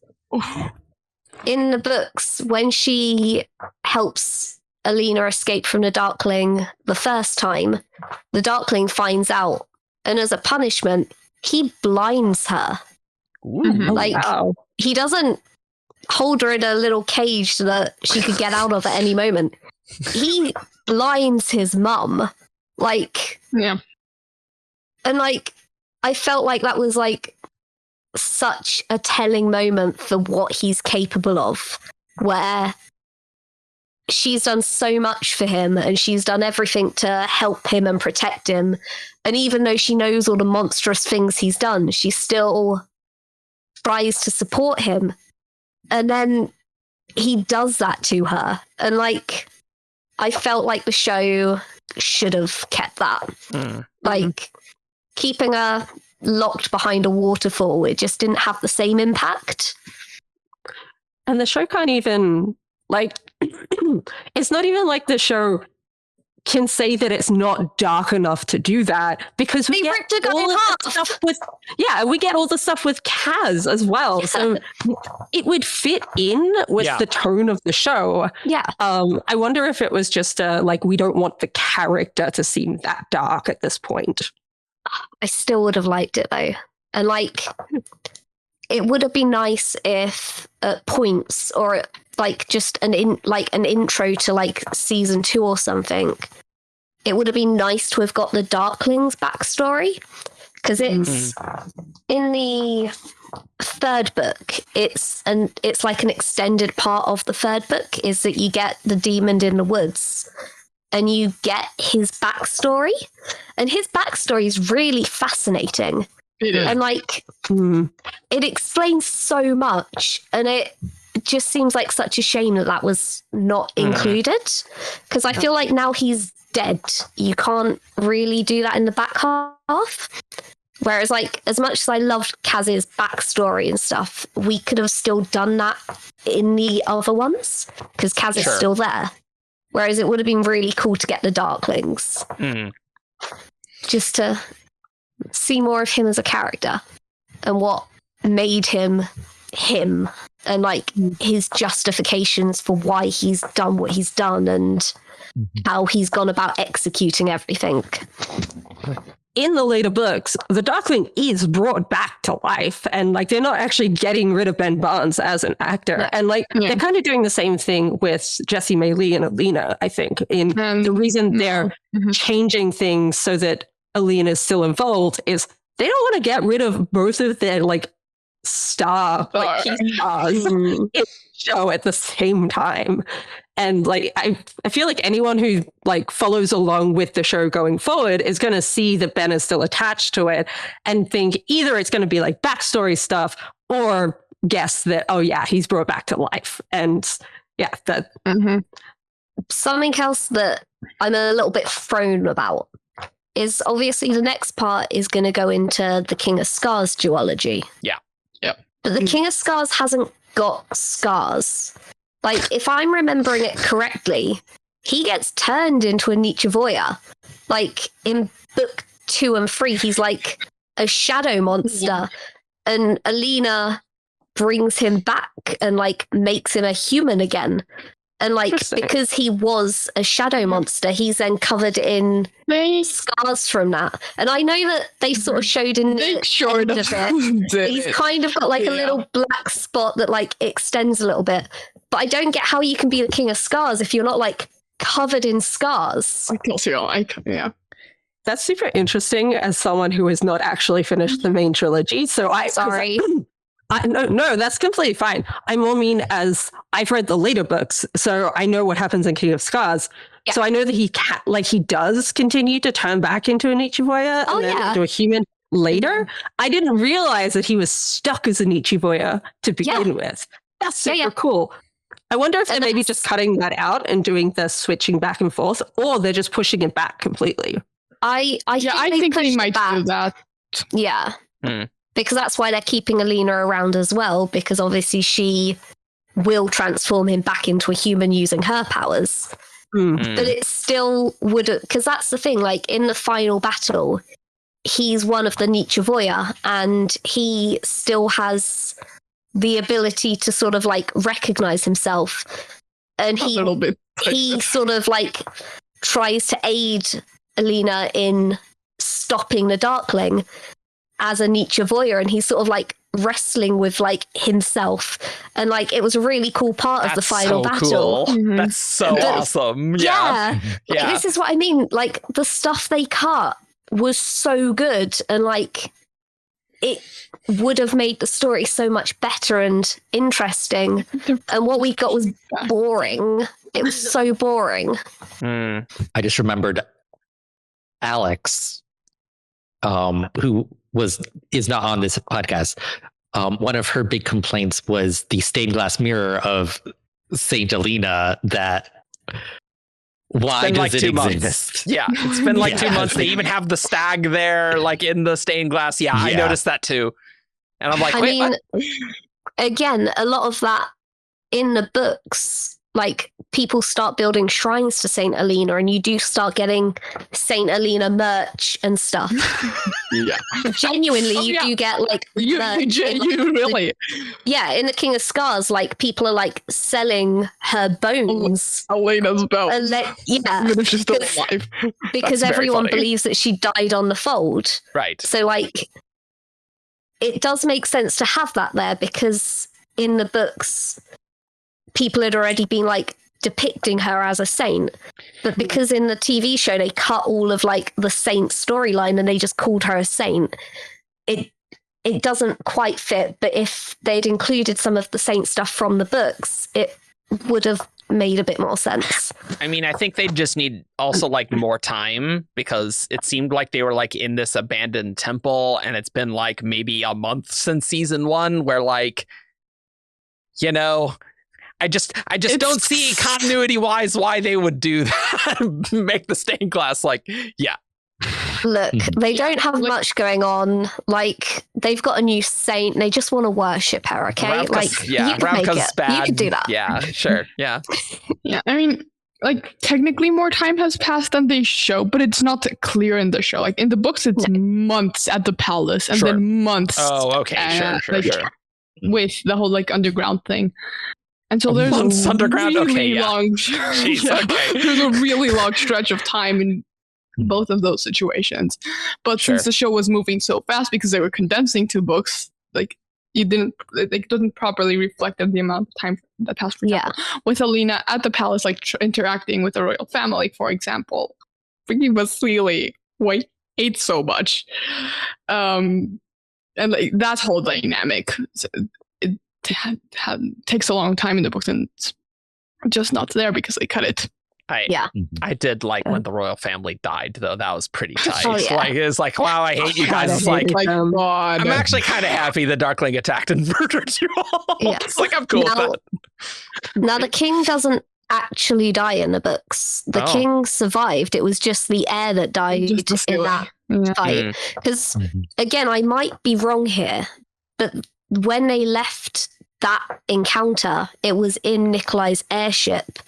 And I'm sure he took them to his sky palace. I'm sure he had like a secret hideaway, like up in the clouds, like in the sky. He has a sky palace? Yeah, and that's where they were hiding. Yeah, because that's where they were hiding from the Darklings, so that he wouldn't be able to get to them, because they were like up far away where he couldn't get to them. And that's when he manages to get to them, and he turns Nikolai into a shadow thing, Nichavoya. Yeah. I want Sky Palace Darkling attack. That sounds pretty sweet. For sure. Yeah, that sounds really good. I liked the queen only so that we could have the scene where Genya is like, yo, like, if your husband didn't want to get poisoned, like, he didn't have to come to my bed. Like, that was great. That was great. That scene, line for line. Excellent. Word for word from the books. Very good. Yes. Word for word from the books. It's excellent. Because that, to be fair, I did like the fact that they killed the king at the palace. Because in the books, he survives, and Nikolai's like, right, you two, you're gonna yeah, you're abdicating, you're going to go far away and we're never going to hear from you again. And then they fly off to live safely in another country. So I do like the fact that the king is now dead because he was a scumbag. And also, like, that's a thing you can condense, and it's like, no one liked him anyway. That's fine. Yeah. Like, we're not missing a lot here. Jess, you had like a book-related complaint earlier. Yeah, so Eric brought up the final battle where they're all like running through the trenches things and all the Grisha are following them. And there's just like this shot at one point of like the Grisha are all in the background. There's a forest in between and they're just burning down this little bit of forest to get through.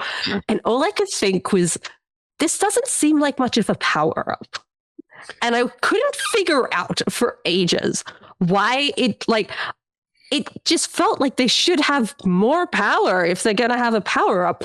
And I realized it's because Harem in Six of Crows and Crooked Kingdom gives you a very big power up. And it's so much more like amplified to what we see with the Grisha with the amplifiers, that it just wasn't fun to watch the amplified Grishas, because I was like, this is kind of lame because I know what's going to come later. Know how powerful they can be, basically. Just acknowledged. But it just kind of made it a less enjoyable experience to watch some of those scenes. So I'm like, wow, you can create ice with your powers now. Tide makers. Wow, that's so cool. Criminally underused the Tide Maker. Yes. Season 1, that was also true. It's like, what can Tide makers do? I don't know. But like water stuff, obviously. But like, what specifically? It was super cool. The two siblings doing the hand signs together because their cool. brother lost a hand. Yeah, I really like cool. that. Nadia and oh my god, what's his name? I don't remember his name. It's not Aldrich. I don't know. Aldrich is another series. There's too many characters. Nadia's brother. Look, I didn't even remember Nadia's name, so you're doing better than me. Nadia's name. Eric. That's what it is. It's just okay, great. I didn't remember. I think. Easy. I think that's his name. Yeah. That final battle was like, I did like when the crows came in and they were pretty cool. But I did read interviews where they were like, we can't just stick the crows in a war zone because the Nichivoya will just kill them all. And it's like, I mean, that makes sense. Like, you're not wrong. You aren't wrong there. And they were talking like, oh yeah, this is in the Book of Saints about the sword, and like, oh, that could be cool. And like, that is kind of cool. But like, they didn't use the sword that much. Like, Inej was cool using it, but it's like, Yeah. It would have been better if they just used the sword more, whether it was Inej or someone else. Just like, I think that's why it felt kind of like padding to me, because they went and got this thing and then barely used it. So it didn't seem necessary, point of doing it at all? Yeah, it didn't seem necessary. Yeah. Whereas like, if the sword had actually mattered, then it would have been more necessary. Yep. There weren't, like, the Nichivoya were like a threat and everything, but there weren't as many Nichivoya as there are in the books. That's terrifying. An army of Nichivoya. Oh, Well, fun. I don't know if it gets explained. Yeah. But when somebody gets killed by the Darkling extended the fold, they get turned into a Nichivoya. Oh. So like Volcra, sorry. But like he's got all of these like things that are like made from him. So like he's got all of these things that he can use to attack people. So like, again, in the fights with him, and especially the final scene, there's so much more going on. And there's like, like it's so much harder to kill. Gone this season, basically. Yeah. Like, the Nichivoya were very cool in the show. They were very intimidating. So I've been wondering why they decided, because it does sound like there's a lot of Siege and Storm moments that are pretty cool. Like with the Alina's hair being bleached white, like that does sound pretty sweet. And that confrontation there. I I can see cutting down apparat stuff, but also if you were planning to do that, why make a big deal of it in the end of season 1? They might have not decided then. Clearly, yeah. In terms of like almost like cancellation at the end of Springer. Yeah, pretty much. So I'm just wondering why they felt it was necessary to merge these books, because like these episodes are so meaty that like we didn't have to do it this way, right? And I think the only thing other than the Netflix cancellation insurance, which is a very plausible theory, is that they just couldn't figure out how to get the Crows in 2 other seasons before the Six of Crows plot, in a sense. Yeah. And like maybe it was that was the problem. But I think that's the problem, Lucy, is that season 1, like, yes, they added the Crows stuff, but like the Alina stuff was very faithful. And so then they made it not faithful to the books and cut a lot of stuff that you wanted to see. And that's kind of the problem. Like, it's not, I was promised a more faithful adaptation clearly in the first season. Yeah. That's what I felt. And because understandable. I've never read the Six of Crows, but there's a couple of things that happen in the King of Scars that make me think they happen in the Crows duology. Yeah, probably. And I feel like them not happening by this point will massively change the King of Scars stuff. So what I'm thinking of... What are you thinking of?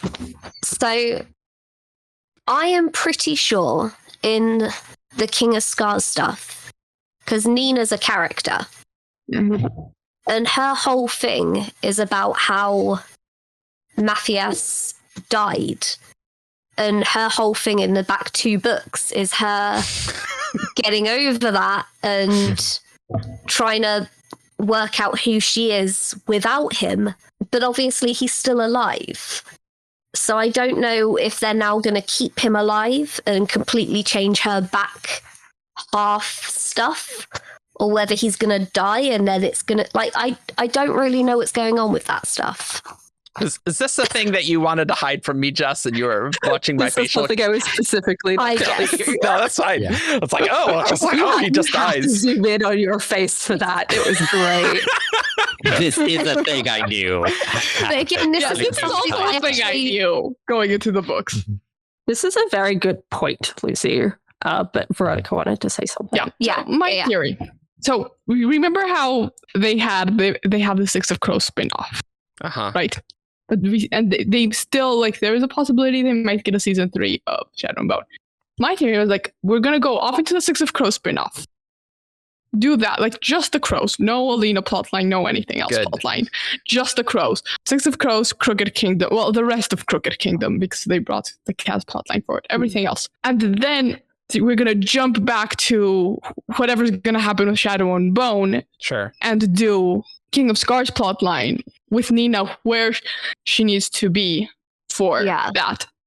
Or the other things that most of Nina's plotline, the first book, is really separate from everybody else. Like, political things and details like need to be there. But in terms of like crossovers and Nina being actively involved with everyone else, she isn't as much in the first book, but she does need to be there for book 2. So they might do some timeline finicking to get and like rush, like, well, not rush, but like condense Nina's plotline a little bit before we get to Rule of Wolves. Yeah. Those are my 2 theories. I do wonder if going off of that, because I have been wondering, like, how they're going to do the Ice Court heist with Shadow and Bone, Shadow and Bone stuff as well, because I think that if you put them together, I think it's just going to take away from like a fast moving heist type plotline, and like having it as a spin-off show makes sense. I hate the idea of having to go watch something else and come back. Just make it the next season. Yep. Yeah. But you could really condense that is the thing. Because like we know all the crows now. We don't have to do a lot of the setup that's in the start of the Six of Crows book. You can really don't just have go to do the straight flashbacks into either. Yeah, you did the flashbacks yeah, in season like, one. yeah, like, you don't have to season do the one. flashback. So we can really go straight into just doing this heist, which you can probably get done in like 1 or 2 episodes. And then there's something that happens at the very end of Six of Crows that I do wonder if it's still going to happen. And it's Nina taking Param and like decimating people.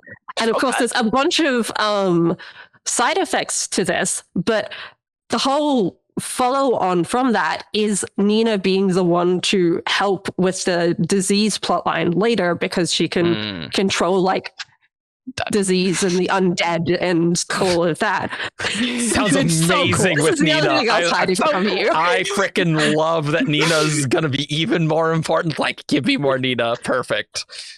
Well, that's the thing is I don't know if they're actually gonna do that, or maybe they could cut it down where Nina never actually leaves Fjerda. Like they go there for the heist and everyone else leaves, but Nina doesn't.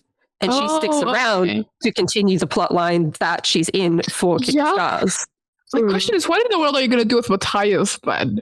I don't know, like kill him in the heist or something. Like, storyline. He like does nothing for 2 seasons, maybe does something for a little bit, and then dies. So he dies in the books at Crooked Kingdom. The end of Crooked Kingdom. Okay, you know, it would be nice to get a full season of him doing things. I will say, like, if we're following this character so long, he's gonna do something. It's like, no, he's dead in 2 episodes. Like, oh, okay, wow, this big romance for the ages, Nina and Matthias.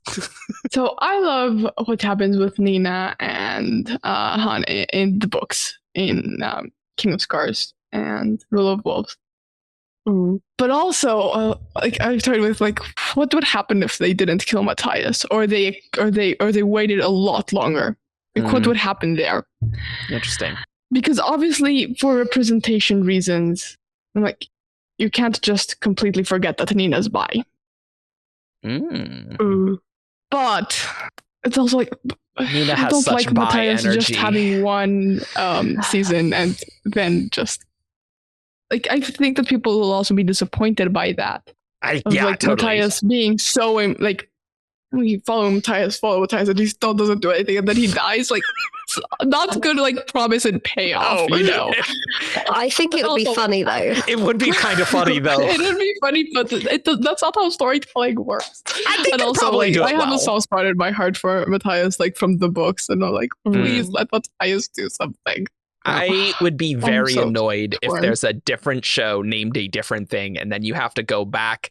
And so season 3 is just like, oh yeah, you have to watch this other thing. It's like, don't like it for it sounded awful with Boba Fett and Mandalorian. Don't do that. That's not like me, I think everyone hated that. And so don't do that. But on the other hand, if you call it Shadow and Bone, you're kind of promising like Jessie Maylee.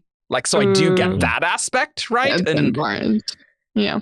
But then again, everyone loves the crows. Something like similar almost to the Battlestar Galactica intro, where it's like, okay, cool, we're going to have like a feature-length thing, and it's going to be in between seasons 2 and 3, and it'll be like Shadow and Bone, Six of Crows. Oh, that'd be sweet. That's super obvious what it is. That'd be sweet. And like, I don't think you would need more than like 2 normal, like 2 hours or so to get through the whole heist. Like, otherwise you're kind of dragging it out a bit, and like you want it to be fast paced. Like, that's the whole point of the end of that book, is everything is so fast paced, and like just it's a Brandon avalanche. Like, that's what the end of that book is. I gotta read this book. Really, it sounds so good. I'm like, look, if you read it, pick it up. Just put it either in spoilers for all the nonsense or make the avatar. But I want to see those reactions. Oh yeah, for sure, 100%. Oh yeah. Like a tight 2.5 hour heist movie with the crows type thing. Like I'd be super into that. But like, it's just very confusing if you have to go click another title on Netflix to have a thing make sense. So I don't exactly know what they're doing. I think it would work better if they kept it within the Shadow and Bone folder of Netflix and just had it in between seasons 2 and 3. Mm-hmm. Which I don't think they would do because they haven't done that for other things, but who knows? But but I'm just concerned because it seemed like the viewership for season 2 is not as good as season 1, which is a shame because I think there's a lot of good, and I feel like the best is honestly yet to come. Really? Yeah, for sure. And they set up so many plot lines. Like, oh my God, yes. Was this entire season like, okay, if we get canceled, we finish the Darkline storyline, cool. But also, what if we just make episode 8 be just like all the plot lines we're gonna set up so people will be really upset if it's canceled? Is that what they're doing? I think that's exactly what it was. Yeah. I think that's exactly what it was. Exactly what Game of Thrones used to do. Yeah. Though I have confidence that HBO, wouldn't cancel a thing. So, whereas Netflix, less so. Yeah. It's everything. Yeah. But yeah, it's kind of wonky a bit now, storyline wise, of getting the Ice Court heist in there and done so you can get the outcomes that are relevant to the Scars plot lines. But I'm also wondering, like, Alina is still alive and like active in this. So are they just going to make Zoya and Nicola like more main characters, or like how are they going to balance that? Because now you've just got more main characters across the board. Good. And like, I assume the point of Alina and Mal disappearing at the end of the third book in the trilogy is so that other characters could be main characters. Sure. Yeah, probably. Yeah. And not just that. Alina's powers too. There's a thing.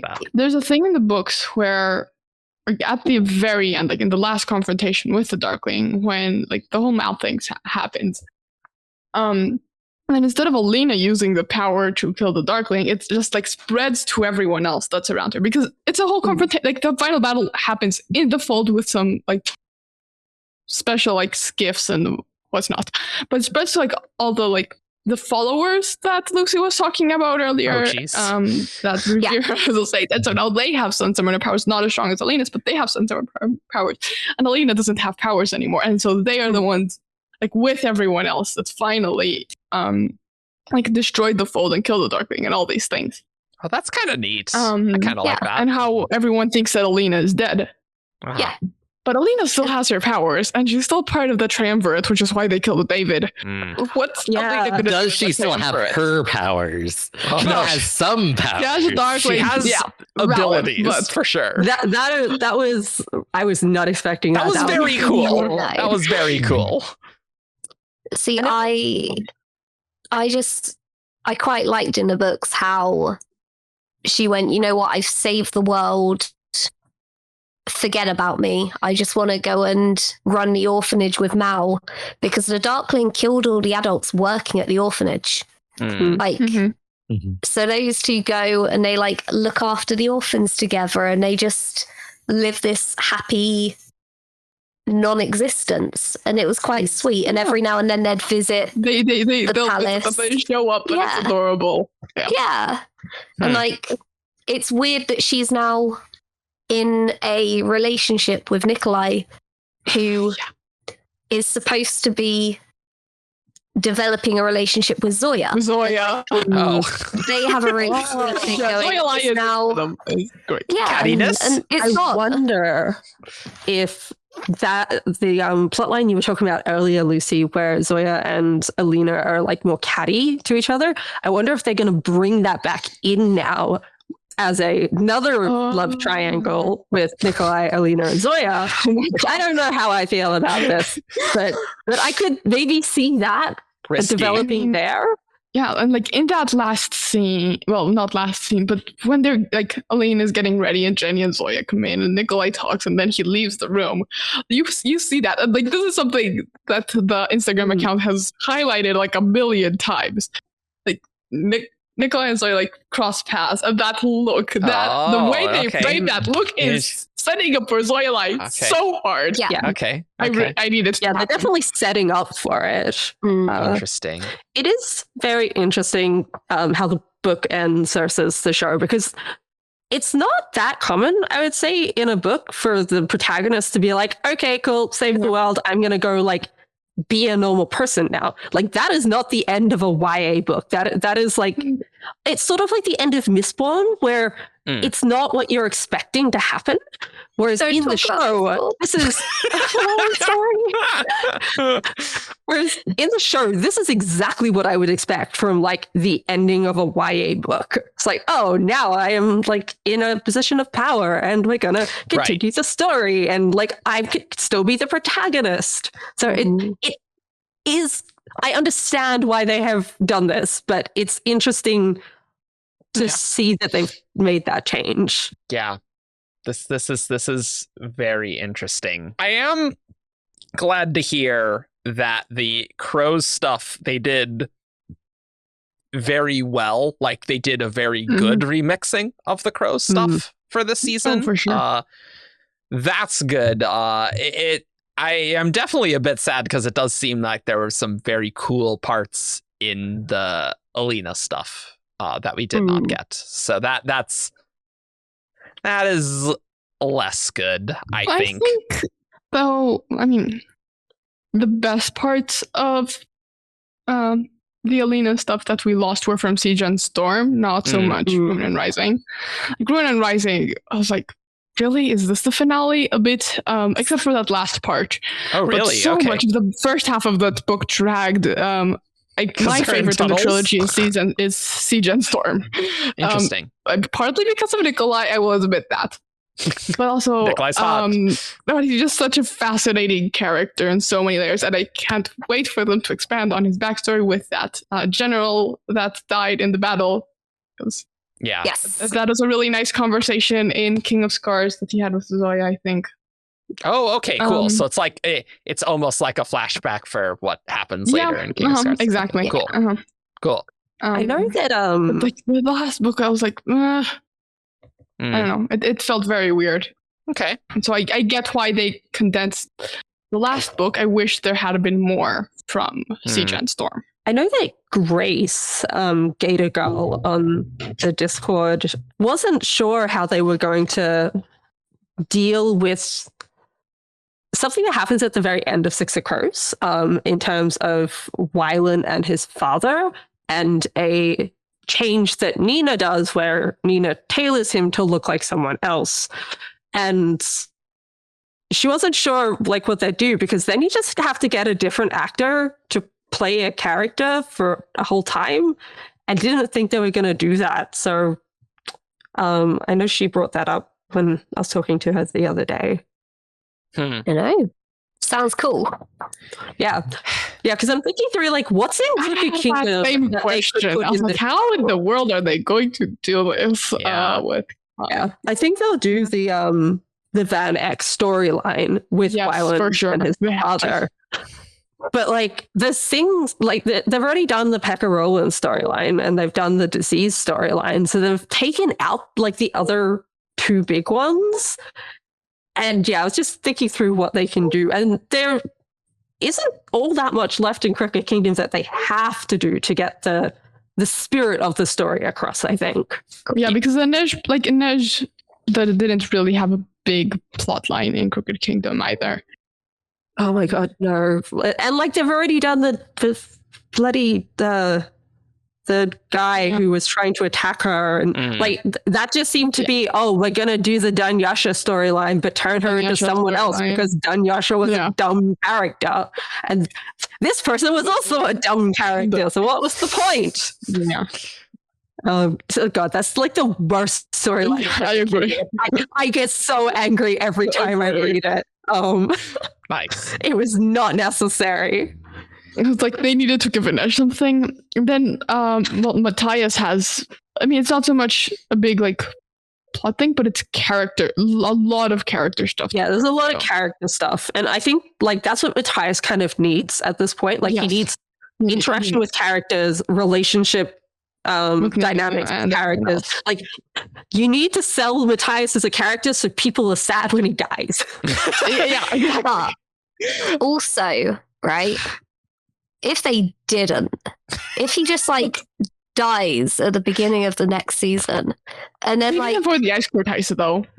but then we have sad Nina, and like realistically, she's only spent like a week with this guy, and then she's like sad and mopey. Again, I'm fine with that. I think that'd be hilarious. To be fair, she spent a year trying to get him out of jail as well. Yeah, but like she didn't talk to him. She just sort of looked at him through the bars, and like he didn't really acknowledge her. You know, I feel like it just adds to that.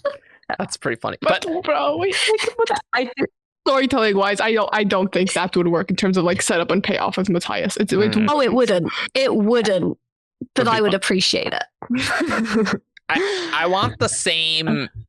Like Nina brought such an energy to the crows, and I want the Matthias joins the crows energy, and that vibe is going to be very different than when Nina joined, and I'm ready for it.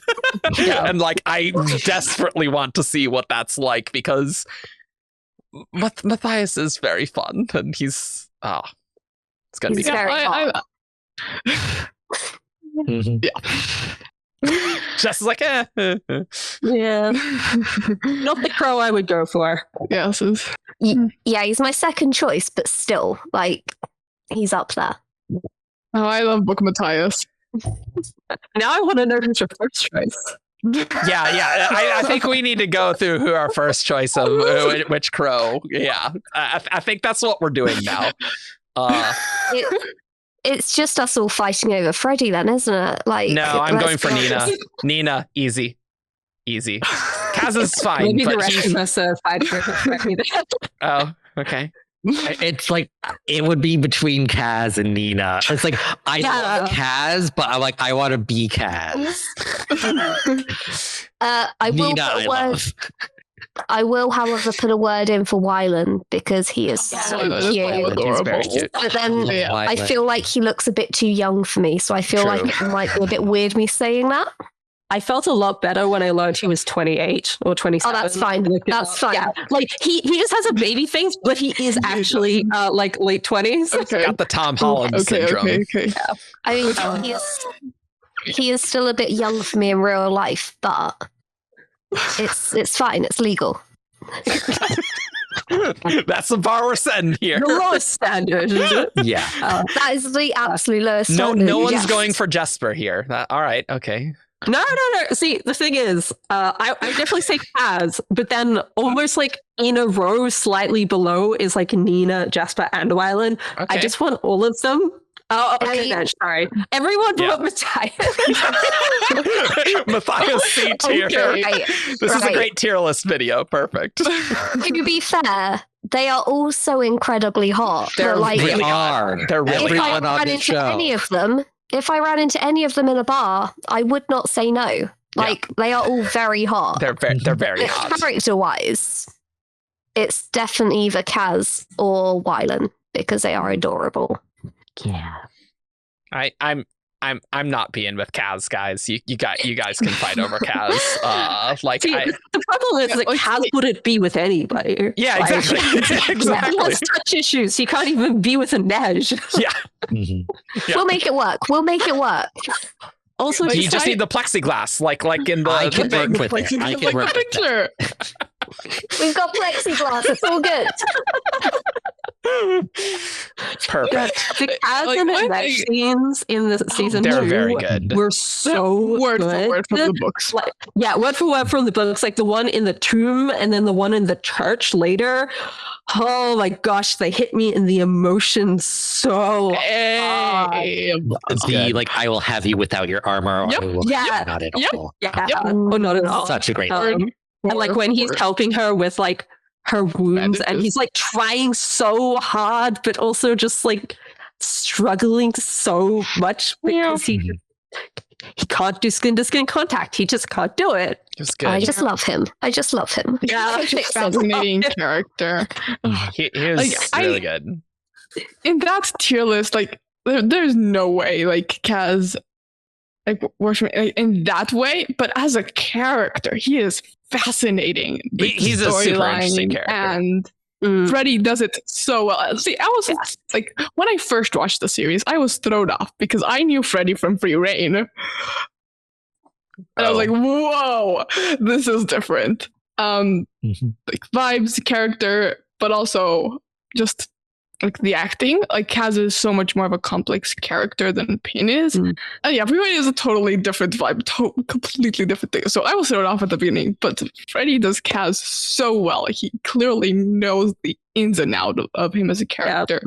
Just these tiny expressions and looks and the way, like posture and the way he stands. Like, he knows Kaz so well. And I think that's part of why everybody, like non-book readers, I mean, also the character stuff, but like fell for Kaz so hard. Yeah. Look, I mean, if Pretty I could Boys pick tragic from, stories. Yeah. Like, Easy. how can you say no? When they're Zane. I mean, if I could pick He's from an edgy boy. any character, not just Six of Crows characters, like Ben Barnes is at my top. It's Ben Barnes. If Ben And then- Barnes isn't your top choice, you are wrong. Like, I mean, Jessie May Lee does also exist. Also, but And Daisy. Daisy's so I Daisy's was so about good. to say Daisy as my second. Like, Yeah. she's so good. She's so good. She's good in I the don't Dungeons and know- Dragons movie as well. I was Oh, about she's to say great that. in that. Like, haven't she was so cool. You should. It's I don't- great. I don't know what the actress's name is, but Zoya as well. So yeah, Sujai, I don't Like, know how you pronounce such her name. Good casting Yeah. for like the Yeah, because perfect. in the books Zoya is described as like one of the most beautiful people like that Alina has ever seen, and like everyone is attracted to Zoya. And honestly, Yeah. great casting, did really well. Great casting. Yeah. She's really cool. As Ian said before, everyone in the cast is just really attractive. Perfect. Yeah. We barely talked about Jesper, but Jesper, again, Kit Young oozes charisma in everything, in every cast interview, and is just so perfect for Jesper. Yeah. He had such great lines just the whole time. Him and Wyland, very good. The like vision with him talking with his mom was really good. That was very good. It's made the feels. That was really wholesome to see because it's not in the books, but you get like a lot of Jesper backstory in Crooked Kingdom, and it talks a lot That's the other more one. about Jesper growing up with his dad because his mom dies. And so to have that scene of him like having this moment with his mother, it's like, wow, this is kind of like an extra going off what was in the books. And it's so wholesome and nice. Yeah. It was very interesting that they made the decision to reveal that Jesper was a Grisha as well, like very early in the season, which was really funny the way that they did it. I really liked the way they did it. But yeah, that was interesting that they decided to do it now. But I can also understand if they're like, yeah, we don't want to have to explain why Jesper can just like do some stuff that he probably shouldn't be able to do. And why is he so good at this? Something about Wyland that like comes up in the show. Another thing that they decided to reveal that kind of is a later reveal in the books is the fact that Wyland can't read. Presumably he has dyslexia. And, like, that's he's never had someone help him try and get through that. Everyone's just like, why can't you do this?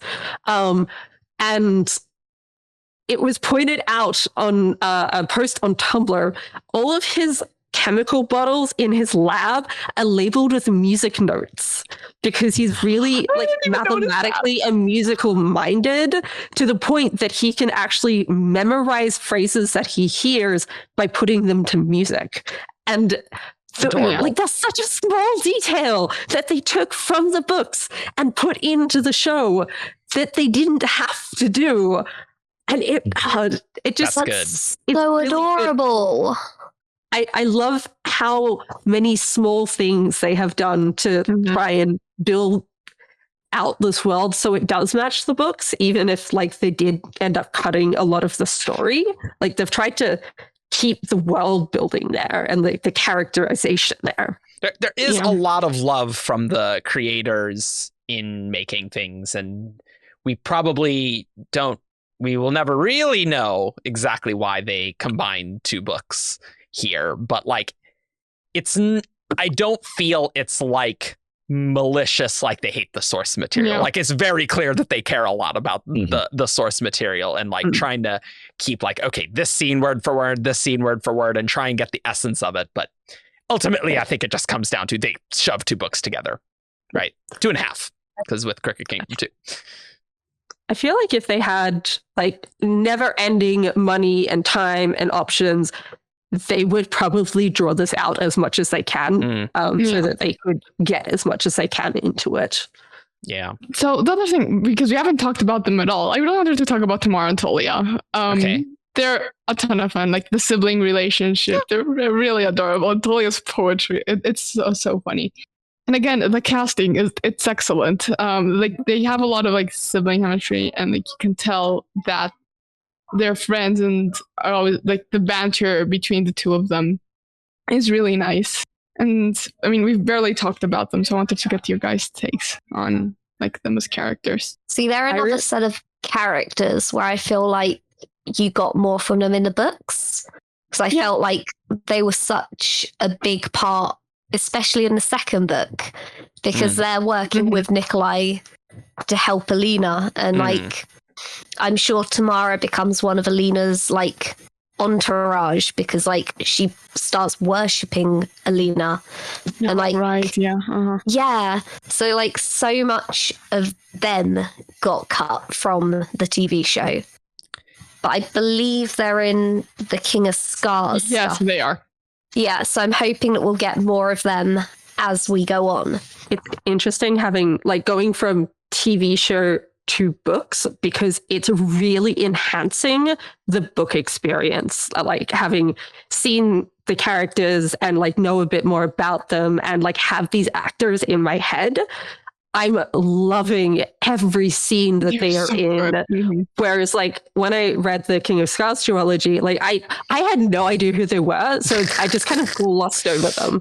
So I'm really, really enjoying reading their characters at the moment in the books because of watching the TV show. I will say Tamar and Tolia were totally like fun in the show. I would say the flaw in the season is that there's too much going on and too many characters, and like that wasn't too bad for me. But I gotta be honest, if there's 2 characters I'd cut them. Sorry. That like they are the least important of the important characters, and there's too many important characters. So like they were fine, but I would cut them. The thing that you don't have their storylines yet. And so like I could totally understand that without the context, you'd be like, yeah, they aren't that important. Yeah. Which is like their storylines aren't in this season, so they're not important. Yeah, unfortunately, it's just we could maybe tighten it up a bit. I was like, they're fun, but they're not necessary for the season. Oh yeah, and I agree. Like I get why they introduced them this season, because you kind of have to do it like in conjunction with Nikolai. Sure, but also you do miss a lot of them because you don't get to spend as much time. Sure, with the 2 of them. The show has an impossible task of so we have a bunch of main characters from Shadow and Bone. What if we had 6 more main characters? It's like, okay. So it's and then it's like, what about more new main characters? It's like, okay, we're getting a lot here. So it's kind of impossible. But they're fun. The Tamar and Tolia are fun, and like having. Honestly, I don't remember which one's which. Sorry, but like the one who came to shoot. Tamara's female. Oh, okay. Tolia's male. Female. Yeah. But like having go to Shuhan. Like that was fun. Like they gave some good vibes and color to the crows there in Shuhan. I didn't think the Shuhan plot was bad, but it's just it made the second half feel unfocused. Yeah. Like I thought it was cool that like there was another saint, that like what's happening with Alina is not unique necessarily. Yeah. Mm-hmm. I liked that Tamara and Talia kind of brought a bit more relaxed humor to the like Alina's crew side, because I think like that's always been one of the big differences between the crows and the other side, is the crows constantly have like this like laid back humor to them, and then it's a little bit more serious on Alina's side. So it was nice to have some characters that were bringing a little bit more of that humor and like relaxation. Yeah, does make me want to read the books, but I'll just have to know that the original trilogy is very YA. It's very YA, and it's fine. That's my understanding. Yeah, that of was it. my original like hesitation with it. Like, this sounds very, very YA. Yeah, which is why I didn't. Eric, you can probably just skip the first book and start with the second one. No, I mean, read them all. Knowledge, I am planning on starting with Six of Crows. Yeah, I mean, I'm gonna start with honestly, Six of Crows. I would say start with Six of Crows. and then just I found the first Shadow and Bone book to be quite dull. If I hadn't seen the show, I would have had a lot of trouble getting through it. The second book I'm really enjoying. The second book is the best in the trilogy, in my opinion. I love them so much. I'm sorry. I think this will just be like, I'm not gonna generally recommend Elantris as a first Brandon book for people. It's like, read some stronger books and go back to the weaker books. It's like, oh, okay, like I'm enjoying it. And so I imagine once I read Six of Crows and Crooked Kingdom, then I'll go back. When I have time to read, which is not often. Cool. So I think we wanted to talk about the ending, the very ending. Yes. That coronation. We talked a bit about the powers aspect. Mm-hmm. What else did you guys want to talk about? So we see our first use of Param. And what can happen when a Grisha is ridiculously amplified. It seems very overpowered. It is. Okay. There are some very interesting implications by the fact that it came out publicly like that, because in Six of Crows, it is a secret, and they're going to the Ice Court to kidnap, rescue someone, to keep it a secret and not let it get out to the general public. But by having it happen like that, it's like, well, do people just know about this? Like, how are you changing things to deal with the fact that people know? So why does it matter if they go to the Ice Court now? Sure. Like, maybe the actual formula of Param is like the sticker here, like, not that it exists, but I mean, she is dead, so she can't tell them anything. Like the crazy Grisha. And so like you still have like the whole scientist aspect of the Ice Court heist. Yeah, that's important. True. I thought it was a very cool ending to set up Six of Crows and have that like monologue as the Grisha's doing that.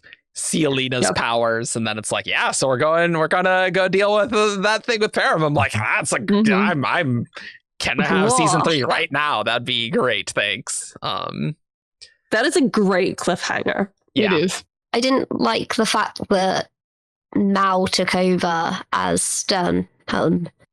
Because, that stuff. Yeah. Well, now because if I remember rightly, after he dies being an amplifier, he loses his tracking abilities. Yes. Yeah. So now he's just a normal ex-soldier. And like, beyond tracking, he didn't have any skills.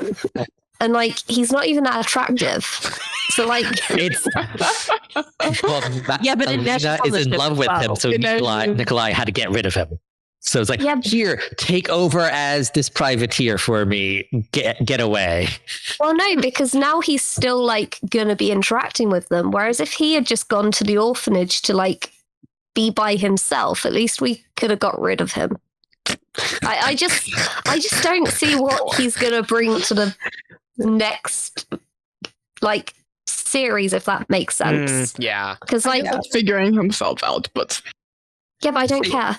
My theory is that like Mal's ship is the one that's going to transport the crows to Florida.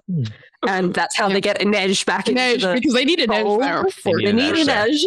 I don't know what Mal's going to do because Mal doesn't seem like the type of person to be like, yeah, I'll just sit here on my ship while you guys go and rob this place. Yeah, that's what I mean. Like, it just doesn't. I just don't understand what he's going to be. Yeah. Mm. Yeah, I don't know. I suppose it's a bit concerning that the parts that are the most off the track from the book, like the Shuhan plot and things, are probably the part that, like you said, Jess, were like less complex, more simple, and less good. Mm-hmm. That like we have these things where like Alina doesn't have a book plot line going forward. So like, what are we doing with Alina and what are we doing with Mal? So that's a little concerning. Yeah. But and we're now going to have a new dark one, and she's going to make her own fold, and it's going to be bigger and stronger than the previous one. That's Alina makes a new fold, and then the show's canceled, and it's like that. There's your cliffhanger, guys. Oh no! Like that's the end of the whole thing. Like she makes a fold so big it encompasses the world, and the world is now just nothing. Volcra Mal. It'd be great. Easy. Yeah. I know that it's concerning that like the parts that weren't with the books like were the worst, but I also like it's concerning for adaptations as a whole that perception exists, right? Because for example, they did really well with the Crows plotline in season That's 1. true. Like it wasn't so much That's true. like from the books, and they did really well. And so That's like, true. oh, this is proof that like adaptation and changing things can work. Except now, like that whole thing is under the bus. And, like sometimes adaptations do need to change things. I agree. Yes. I totally agree. And so I don't like this for the conversation about adaptations in general. The fact that the worst parts were the ones that weren't book related. But it is accurate. Like, and it's like the thing is that like if you're going to change things in an adaptation, like if it succeeds, great. You're not going to get credit for that.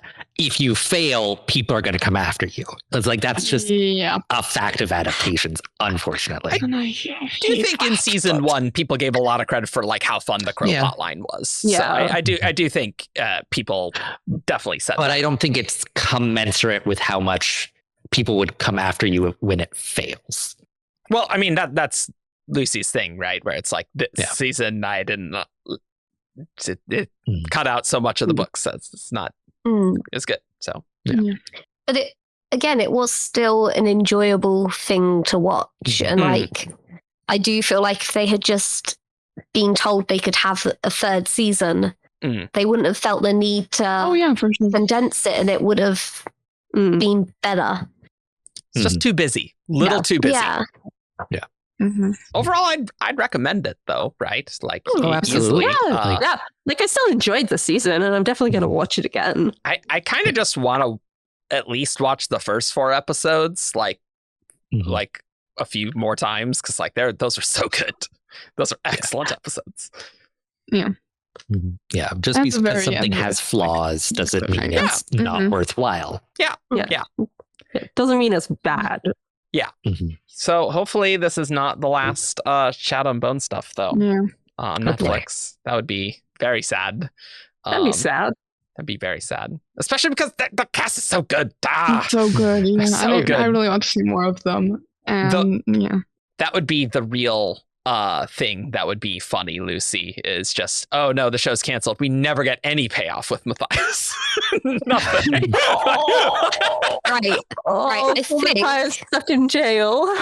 I think what we need to do is we need to sell out the merch shop, because if we sell out the merch shop, then they'll know there's a big demand, and therefore they will make another season. So like Hashtag everyone ad. just needs to, everyone needs to go to the Netflix merchandise shop and buy all the Shadow and Bone stuff, and then they have no choice but to make another season. That's how it's done. Yeah, I don't know if the merch is the main criteria rather than viewership numbers, but I like what you're feeling there for sure. Look, it'll work. It'll work. Yeah. Yeah. For example, like I am very excited to see like Nikolai's and Zoya's like characters like going forward, because they just become so much more important. There's so much character development. Like again, like I said, like with Nikolai's backstory and that general that he was friends with. A lot of Zoya's backstory too. You They're keeping find that out, and mysterious. it's really, Yes. really interesting. Like why, for example, her aunt's family was so important to her, and why she was so devastated by the destruction of Novokibirsk. I'm excited to see.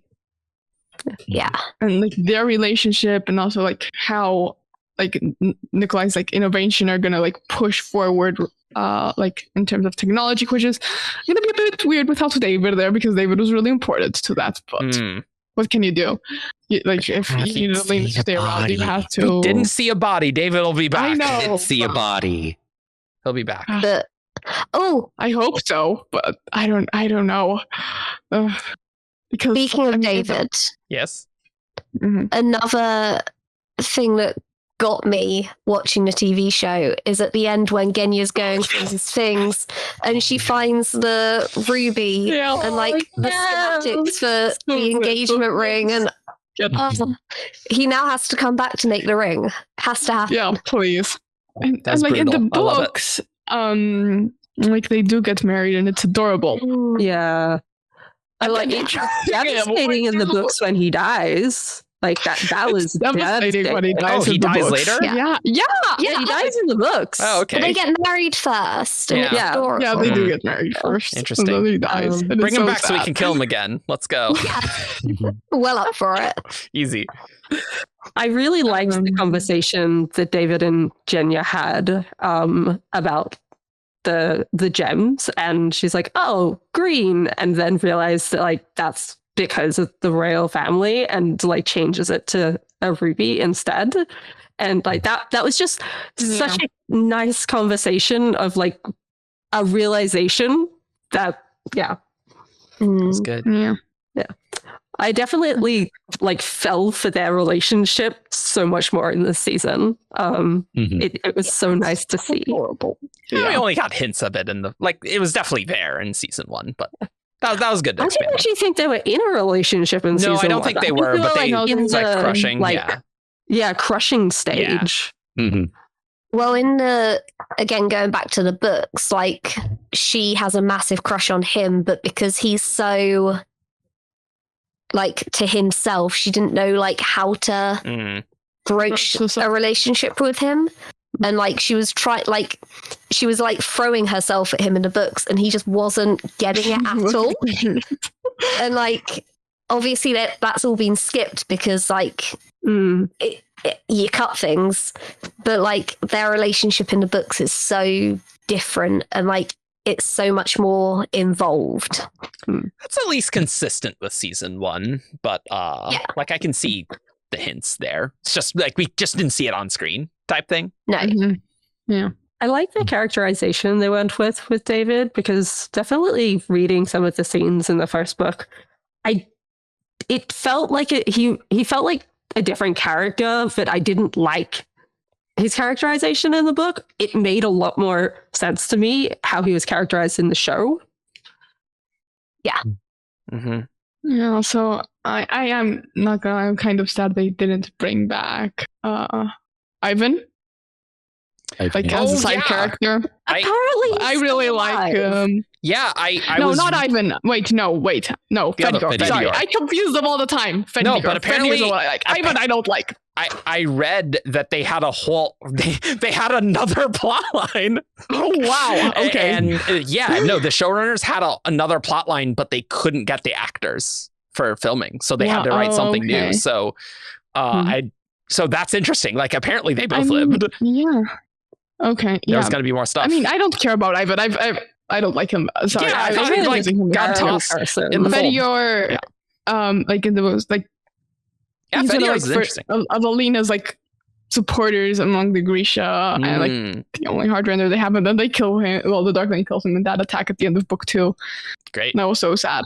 Like the actors were so fun. So they really were. Yeah. Any other final thoughts you guys want to talk about? No, other than I hope we get a season 3 because King of Scars Rule of Wolves are my favorite books in the universe, and I really want to see that happen. Same. We got to see Ice Court Heist, because from what Jess says, it's very good. So it's so good. So I'm There's excited. also a ton we didn't talk about with King of Scars and Rule of Wolves. That's because it's not relevant here. That is super good. And they were foreshadowing like that B shot of Zoya. Great foreshadowing. I saw that. Well, look, we'll have to just hope there's some renewal and that we do another one of these eventually. Yeah. Cool. Well, hope you had fun listening to us blab about something totally different. Shadow and Bones on Netflix, and it is pretty good. And you should go watch it. You should go watch it, because you should go watch it. It's very good. And buy the merch. I guess I'll put the link in the description for the merch. And the pretty books. And which the pretty are just books. the normal books, or the easy to find collectibles, or the Litjoy ones, which are coming out soon. Yep. Cool. Well, if you don't know of us, we do Brandon Sanderson content on this channel, and so we'll do some Grishaverse stuff when relevant on this show. But you can find us on 17chart.com for all your Brandon Sanderson news, discussion, theories, and fun you can ever want. We have a big Discord. You can find us on Facebook, Twitter, SoundCloud, YouTube, and you can support us on Patreon for as little as $1. And we will see you all next time. Bye. Bye. Bye. Caw.